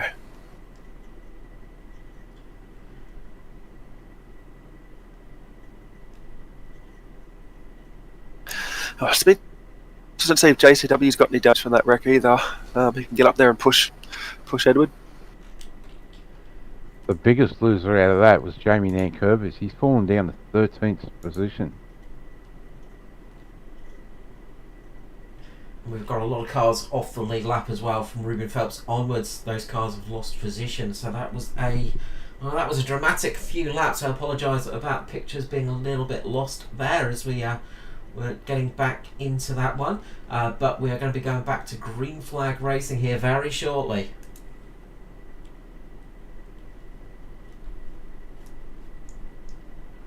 Yeah, we're just coming to the line now, and it'll be on. And there's a lot of cars that are still to catch that lead group. Dave Douglas is in pit lane. Yeah, I think he might have gotten a black flag, I heard on the radio. I think Douglas may have just been coming in as the caution flag fell, and it gave him a black flag, unfortunately, for pitting when the pit lane was closed. There's all Foster free wide in the group here with Stevie Dub C and JCW coming up with Neil Pearson. Now this is where things can get very tight very quickly. As that wrecked! Stevie Dub goes round, Foster goes round. caution flag is back out with 15 laps to go. I don't think Foster got too much damage. He got hit a couple of times. Looks okay though. So you can get the replay for that one. Bit of right rear damage. It should be okay, I think. Yeah, they are 3 wide there, and looks like Trahair may have just clipped Foster and Stevie Dub there as well, and that sent them around. And Foster, as you say, looks like he got very lucky there. Doesn't look like much damage, and looks like everybody sort of got through that wreck without getting a huge hit to them. So quite a few drivers there will be very lucky and not got too much damage by the looks of things. A lot of them had to go over that ripple strip of the bus stop.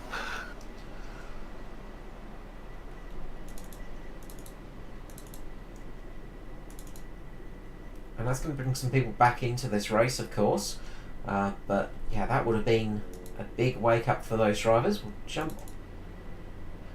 Biggest winner is here though. DPR are going to have 2nd, 3rd and 4th position, so they're going to look pretty good up the front, I'd say, working together. 53 looking relatively undamaged. The other car in that one was the 98 of Stevie Dub, and he looks like he got away pretty scot-free as well.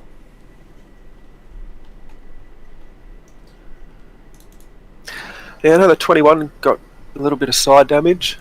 He's just come down the pit road now, so it must be some sort of damage. As we see Martin coming into the box now.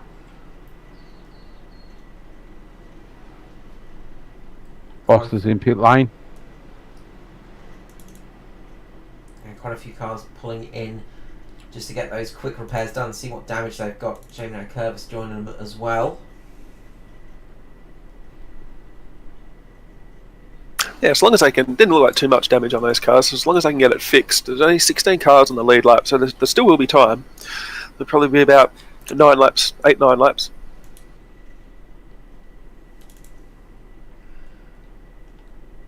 Yeah, still a long way to go in this race, of course. It's a long old lap, and as you said, quite a few cars on the lead laps, on a lap down, I should say. Quite a few lap cars, so there's a good chance to get a strong finishing position, and if you're on the lead lap, you've still got a chance of winning it, of course.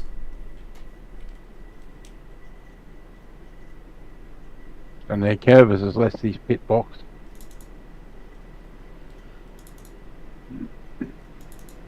And we've seen cars coming back from accidents, because this man, Joshua Carroll Walden, we saw he got caught up, well, in 2 accidents now, I think it has been. And he's back up there. He's still relatively unscathed, and that car is still in with a chance. We've got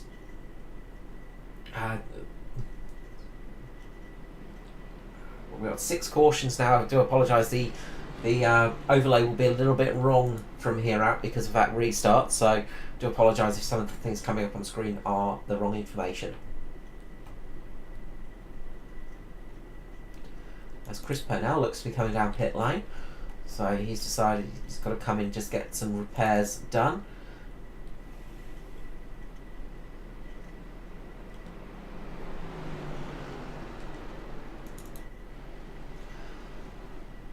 As we see here, those cars coming down pit lane are pulling their way back up to the pack now, and will be lining themselves up as the cars will go 2 by 2 here at Daytona. For the next restart. I've got a feeling this is going to get wild. Yeah, it's been a relatively calm race, and we've not really seen a huge amount of cars taken out of it. We've not seen, as we say in the Super Speedways, the big one. It's not really been a big one yet. And I feel like we might see that in the next lap or 2.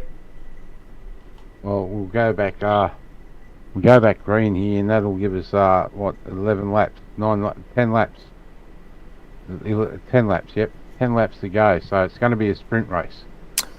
Yeah, it's pretty much all push from here. There'll be no give. Can't afford to give up any track position or lose time. I'd say one of the lucky drivers is Neil Pearson. We saw him having a moment as well, but how much damage is done to our pole sitter, the 62 DPR car.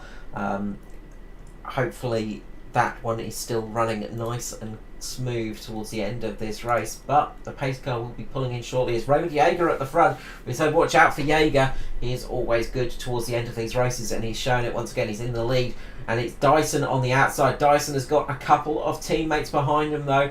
JCW just splitting himself up, and Stevie Dub. Pace car pulls in. We're about to go green here at Daytona. 11 laps to go for the 500. Jaeger gets a good start. Yeah, he does. He doesn't want to get too far out there. It could be a problem. I think Dyson's going to get a good run down the backstretch. Yeah, that little bit of a gap between on the bottom row there. It's just slowing that bottom down. But now we got JCW through the centre. Great move. JCW sitting in the middle, and that's pushed Pearson up on the high line at the moment. We've got Stevie Dub sitting in the middle at the moment as well in the mid-pack. Yeah, lots of movement in the mid-pack there. This is where dangerous things can happen. Oh, O'Shea makes it's O'Shea. And Pearson just dropping back. Unfortunately, it looks like damage on that car is slowing him down. That's a big shame for the pole sitter Pearson. Yeah, these top three on the high side are really hooked up here. They're getting a great run through the tri-oval. I don't know if DPR here will, if they can get clear, if they'll drop down. Yeah, they're clear now.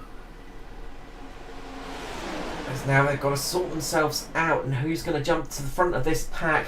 10 laps to go. We are getting to the pointy end as the sun goes down. The sun is setting, the shadows are long, darkness is falling at Daytona, but the race is still alive here on Performance E-Streaming. Oh, Edward down to the bottom. She's come back through the field well. Jason Martin goes with him. JCW to the inside. Dyson to the inside into the lead. Dyson chopping across the nose of JCW there. We're going to see a repeat of last year's action again. Could well see it here as Dyson is in the lead. It is Dyson, JCW, Dylan O'Shea, Stevie Dub, Dave Douglas back in the action as well.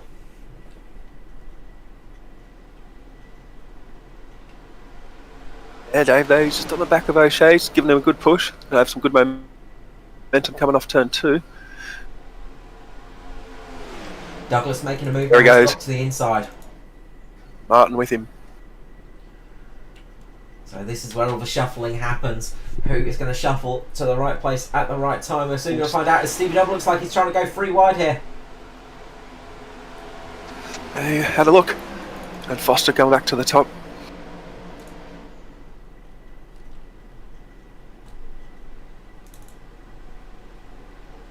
We've got a lot of action in this pack, and it's still all to play for. This is where tensions start to rise, but here's Dyson back now in the lead of the race with O'Shea just behind him. Lachlan Okio moving up nicely as well, although I think he might be... not sure what he was doing there. Yeah, Okio is the first car on the lead of the lap down group, so he's trying to get in a position just in case that caution comes, so he gets the lucky dog.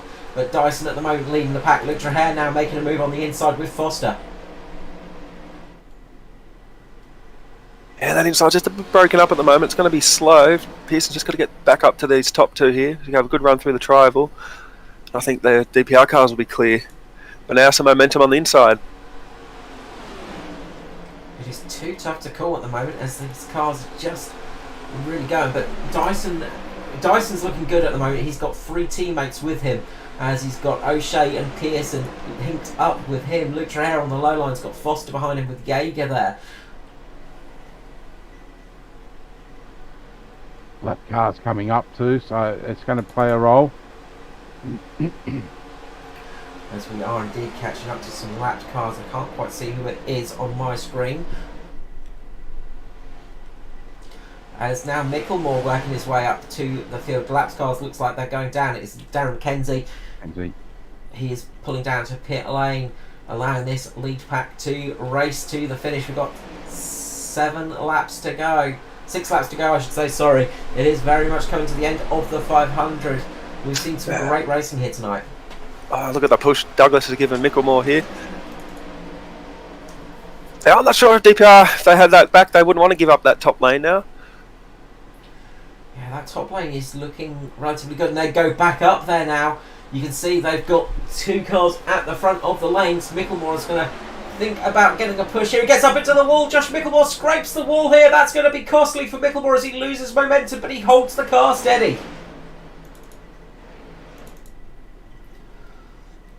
As this mid-pack's getting free wide now. Stevie Dub in the middle. Jason Martin now leading the high charge as they're coming up to a lapped car as well. Amy then Curvis is a lap car. As they go single file now. It's now Micklemore and Martin side by side for the group a little bit further back. Up the front though, it is Dyson. 5 laps to go here. Foster trying to hook up with Traher. It's not quite working out as Dyson's pulling out a good lead with O'Shea, and Douglas has just got a couple of yellow flag. as caution has flown. They're not too sure what happened. Must have been Possibly Luke Kenny. looks like something in turn 3. Let's have a Oh, look. it's JCW again. So we'll see here. Looks like JCW's copped a hit from the rear, and yeah, he's come back across the backstretch. Okay, we should get this replaced shortly. As JCW with Jai Schultz.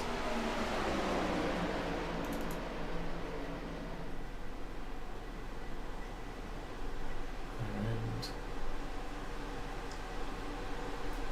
oh yeah, contact there with Jai. Oh, Oh, big impact there. And I think that's going to be night done for Joshua Carroll-Walden now. That's going to be a lot of damage on that car, and a few cars caught up in that instant as well. As well, this is going to be a sprint to the end now. This has really changed things up, as we're going to have we may even have a green-white checker here. I'd say we will. I say we'll definitely probably go to overtime. The big question is, do you come down and take 2 tyres, or do you just stay out there and hope for the best? I would think the leaders wouldn't come down. You wouldn't want to give up the track position. Now it's pretty much going to be a 1 lap or 2 lap shootout. So just quickly as well, explain green-white checker to people who are new to the series.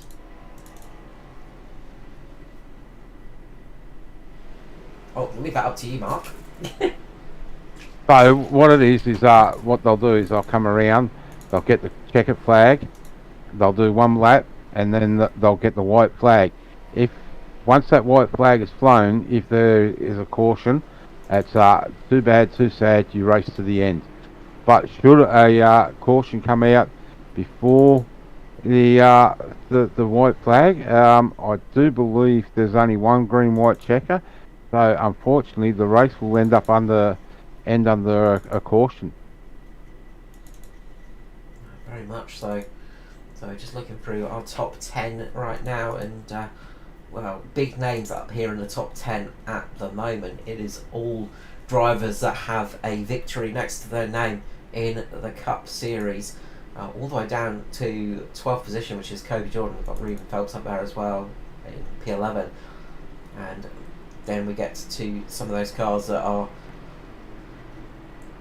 still in with a chance, but it's probably going to be struggling a little bit. And well, Lachlan Urquio, big gainer out of that one. He was racing for that lucky dog spot, and he has got it, so he's back in with a chance.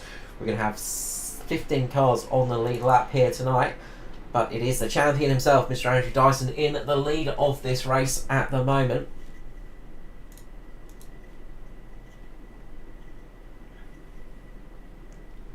I'll see what happens with the pace car lights here, because if they go out, it's only going to be a 1 lap shootout. Oh, here we go. It's going to be a green-white checker. Okay, green-white checker it is. So this will be our final chance. So, as you can see here, I think 6 cautions tonight. I think. I believe you're right. 6. No, that's still quite messing up. Sorry.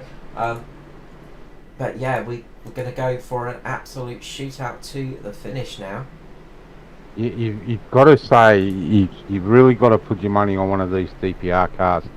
Like, what is there? There's 5 of them up there in that top group. Yeah. The one that sort of controls that a little bit's Dave, that up there in 3rd place.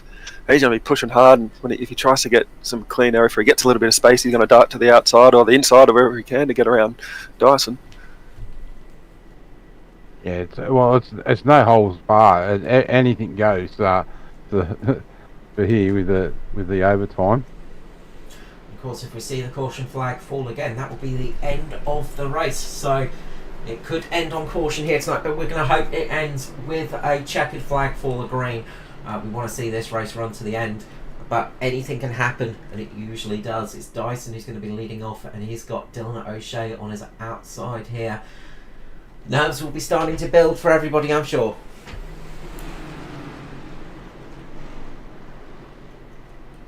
Yeah, that outside road does get a good push on the backstretch coming off a restart. Dyson's got to make sure he doesn't get too good of a start, and they sort of end up in clean air where these guys can bunch back together and run them down.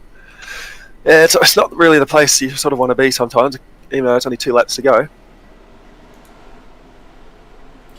As the green flag flies, Dyson gets a good jump here. He does. And you can see that high line is forming up as O'Shea and Pearson get up there. Foster's getting a good run as well. Foster is going for it as Dave Douglas just has a little bit of a blink here. There is Dyson in the lead. O'Shea, Pearson, Foster, Douglas. Micklemore running up as well as this backpack has fallen off a little bit of the front. As all contact between Phelps, Martin and somebody else as caution flag flies. It is Dyson who will take victory tonight. A shame to see the race end with a caution. Yeah, definitely. So it's a DPR 1-2-3, and a back-to-back 500 victory for Dyson. Yes, indeed. We'll try and get that replay of what happened there, as a little bit late there. So there's a bit of contact in the mid-pack. You see Ruben Phelps here and Jason Martin. Jason Martin just making contact there, and then into Jamie Lancurvis, and around Phelps goes. He tried to hold it as much as he could, but unfortunately could not keep it in the line, and that brings out the final caution for tonight. But it is this man here, as long as he gets to the checkered flag, of course. So there's still a bit of race to go, even though it is under caution conditions. We've seen sometimes in the past strange things happen, but he's just got to make it to the checkered flag now, and he will have back-to-back victories. Yeah, you got people right now on the radio congratulating one another, and sometimes you might think the race is over. It's very easy to pull into pit lane thinking, oh yeah, race is done, when this been there. thing happens. Yeah, it's happened.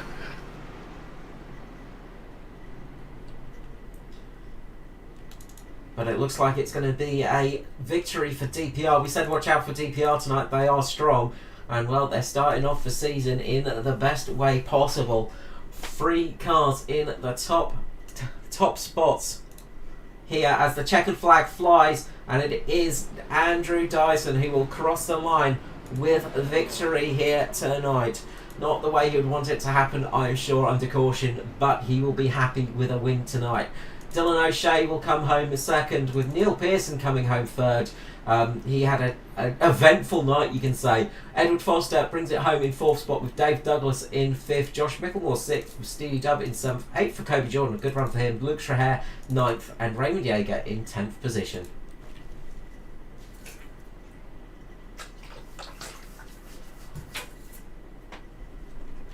Well, I can honestly say I don't think any of those top 10 boys would have liked to have seen that race end under caution. I think they would have much preferred to be duking it out for that green-white checker. Yeah, it was setting up to be pretty good there. I was interested to see if Pearson was going to duck down and get the push from Ed to get into the front, or if he would have stayed up with the teammate, sort of left Ed sort of hanging out to dry, because Edward was coming.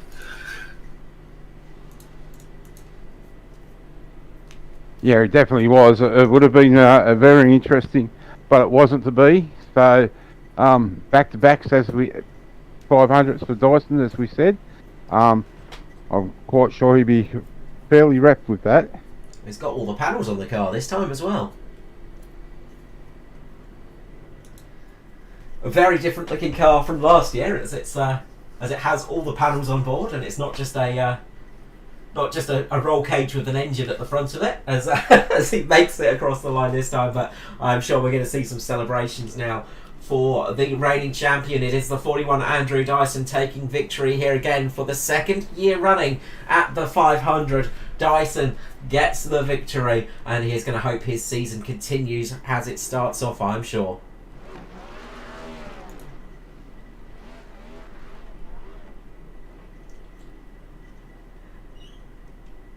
As the donut didn't go quite as well, though, No. the car gets stuck. He's going to go for the burnout by the looks of it. At least he has fuel to do it. We saw in the Thunder series, of course, Darren McKenzie running out of fuel as he got to the line, couldn't celebrate with a donut, but Dyson is going to do his best here to try and get some donuts underway. Let's run through the finishing order.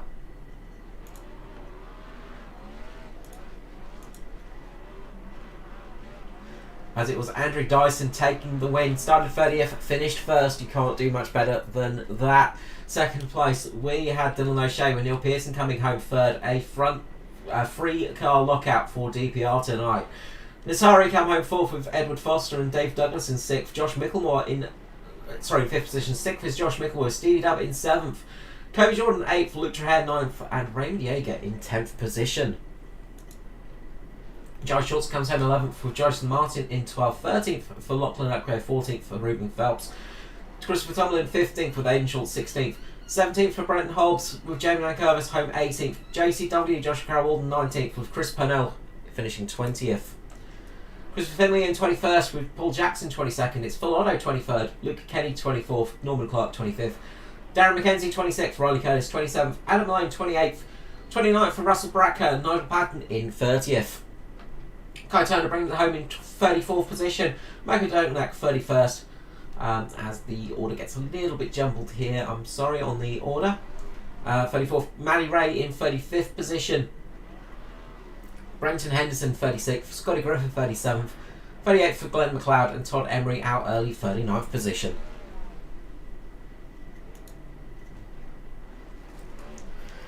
An eventful race, boys. Yeah, in the end, it turned out to be an eventful race. So it was looking quite calm there in that first half, but that last quarter, boy, what a race! Absolutely. Yeah, definitely amped up like we expected it to towards the end. Those late caution flags, like we always say, caution to breed cautions.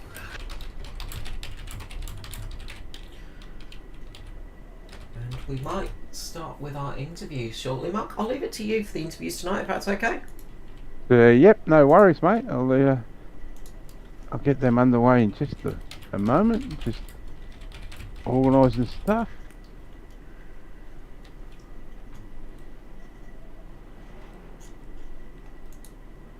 All right, so it looks like all the boys are up there in the green room. So we'll pull up Mr. Neil Pearson, our pole sitter. And we'll have a quick chat with him. How are you going, Neil? Not a nice run there for the 500 to start the season off. Yeah, I'm happy with my result. It's good to get third, start the season off strong. So there's a couple of incidents I wasn't too happy with, but, third is good. It's a good outcome. Yeah, you've got to be happy though. 1, 2, 3 for DPR this afternoon. In probably the biggest race of the season. Yeah, it's pretty good. I mean, we're working well together, and it's good to have Dylan back in the series. Don't know if you know, he's wearing those probation plates, so he's he did good tonight, and getting Daiso the win is good. Yeah, definitely, mate. There was talk today and last night about tyre wear. How did you find your tyre wear? Left rear was really bad. I think most cautions I changed 4 just because I noticed I was only losing a little bit at the end, but like with that 4 on the cautions, and then I was just right sides in the final stop, and I was good to go. Yeah, mate. Well, it's a great way to start the season. I know you probably would have liked to have been in where the team boss is up in first, but third, nevertheless, a great way to start. Yeah, I'm pretty happy. these races are such a crapshoot. You know, you just don't know what's going to happen. You know, I think I got hit by someone under caution, you know, again. So that wasn't fun. You know, I saw him wrecking like half a kilometre away and he still managed to get me. So not sure how you managed that, but is what it is. We'll put it down to the heat, mate. Yeah. Well, mate, usual thing is shout out to our sponsors and supporters before we let you go. I think I'll leave that to Di. So, you know, don't want all three of us reading out the same sponsors. But I would like to pat myself on the back, though, for the really good new paint schemes this year. Yeah, we're all running different sponsors, so it's good fun. Yeah, no, they're all three, all four of the cars look good. It's good to see Stevie Dub, though, still in his usual green. Yeah, it's a good colour. Yeah. All right, mate. Well, congratulations, and we'll see you next week. I forget where we are next week. Where are we, Carl? Fontana. Is that a track you like, or? Yeah. I think I got the W there last year over Daiso by a bit. So yeah, it's good fun, and having the adjustable sets is gonna really be interesting. Yeah, it brings a new another level to the racing. It does. All right, mate. Well, congratulations, and we'll let you head back down and have a celebratory drink, and we'll bring up second place, Mr. O'Shea. Too easy. You guys have a good night. Thanks, Neil. So we're joined now by Mr. Dylan O'Shea, second place in the 500, mate. A great way to start your return back to ANZCAR.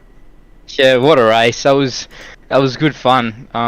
Had some long green flag running there, and then at the end, that's honestly what it's all about. That racing is just, you couldn't ask for much better of a race. It was just perfect.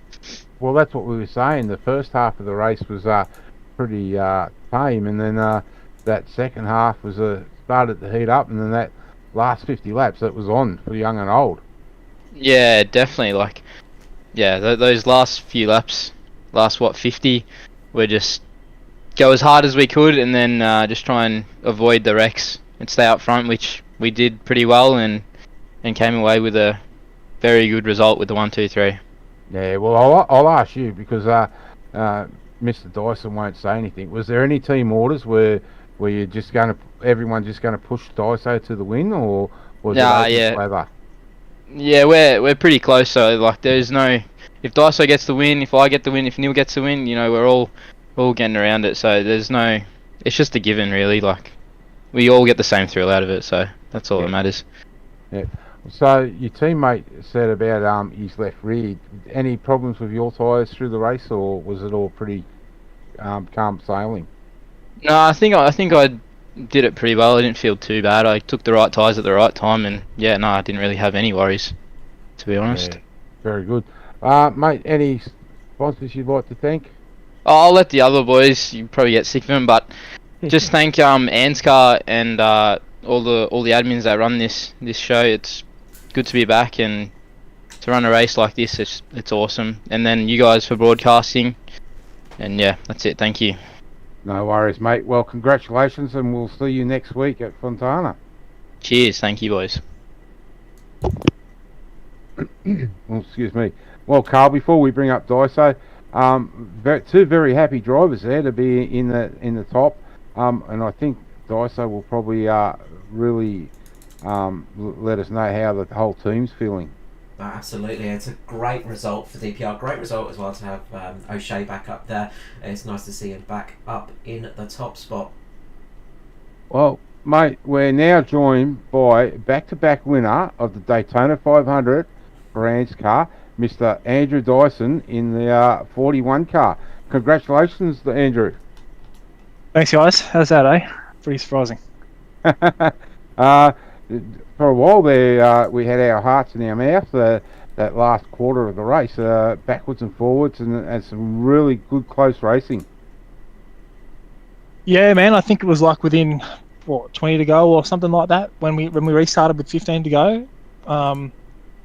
That was some pretty awesome stuff. We were moving all over the roadblock and trying to do everything safely without being rude about it and all the rest of it. But there was some really good racing, man. And it got to a point where we kind of had three of us together, and then we literally said, Neil, sorry man, we've got to do it to win the race. And we kind of dogged him a bit, but man, as it turned out with the extra safety car and stuff, and we all kind of ended up in a good spot for that last restart. Sorry, the last pace car. Then it was the last restart, but yeah, didn't quite get to make it all the way to the green flag, or even the white flag. But I reckon we had something to give it a shake there, even if it went to the green. If it went to the checkered flag. Jeez.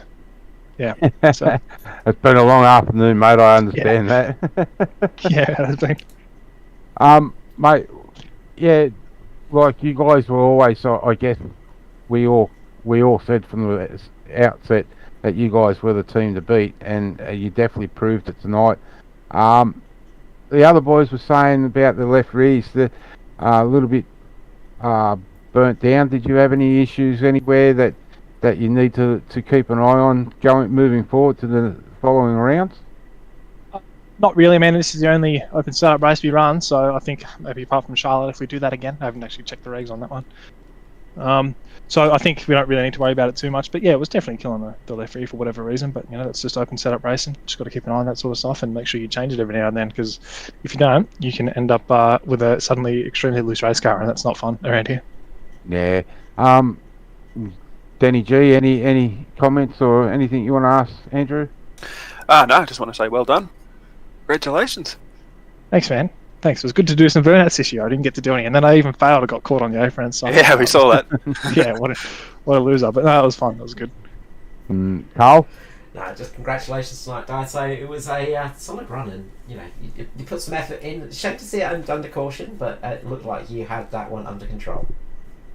Yeah, sometimes that's just circle racing, isn't it? You like the green white checkers, and you get the last green white checker. We've only got one in this league, and it comes out. That's the end of the race. That's the way it goes. I can't be upset about it. It's just the way it is. Like I said, I think we had something to give it a shake anyway. But yeah, still happy about that. Good race. Good just to hang in there, just hang on as much as I could, and get back in there when the cautions came out.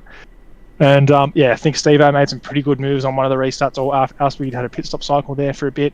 That was pretty awesome. And then Dill with the push too. He's done a really good job with that. He's always been a really good pusher and all the stuff we've raced in. So good stuff. Yeah, just a bit more practice on those finishing donuts, of course. Just don't get stuck on Yeah. next time, mate. Yeah, I recommend to anybody who wants to do donuts at Daytona, just do it on the grass, man. It's not worth it on the road. Congrats, mate. Well, mate, the other boys have left this out up to you. You shout out to your sponsors and your supporters, mate.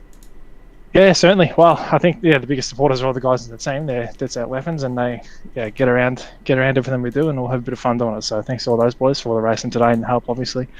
I think it just so happened to be lucky that it worked out that I was the guy at the front of the train there, because there was no doubt it would have been any one of us that could have taken it today that just so happened to be at the front. But it shook out that I was there. So thanks to those boys for that. This one's for everyone. And yeah, quick shout out to all our sponsors, of course, Simrys.com, South Wales, Ben Max, Phoenix Smokers, and Neil. New paint jobs this year. They're all a little bit different. You guys might have noticed, but they're super cool. So Dylan running the DPR factory paint job. Love that one. And yeah, thanks to you guys for doing the broadcast. All the guys at the league, big changes this year. A lot of stuff to work on and probably keep an eye on, sort of adjudicate sort of thing. So it's a big commitment for everyone. So thanks for that. And looking forward to the year. Well, thanks very much, mate, and congratulations again. Next week we're off to Fonterra. So a long season ahead, and you've started the right way. Yeah, man, good omen. I suppose we started last year pretty good too. So yeah, good omen. But we'll see what happens. Long year, man. We'll just cruise around, do our thing, and have some fun along the way. All right, mate. Well, thanks very much for your time this afternoon, and congratulations again on back-to-back 500 wins. Thanks, mate, and thanks to all the drivers for showing up and having a crack, even though it didn't make it, and even though it snuck in at the end. Thanks for having to go and make this race pretty awesome. All right, mate. We'll let you go back down and start your celebrations on the 500. Yeah, a few beers, mate. No worries. All right, mate. Thank you very much. Well, there you go, boys. 500 done and dusted for another year. Yeah, we just go back to Thursday night racing now. It's a pretty quick turnaround. Yeah. Well, as Carl said, we've got plenty of action coming this week. Tonight with the Oscillation Supercar series back here on Performance E Streaming.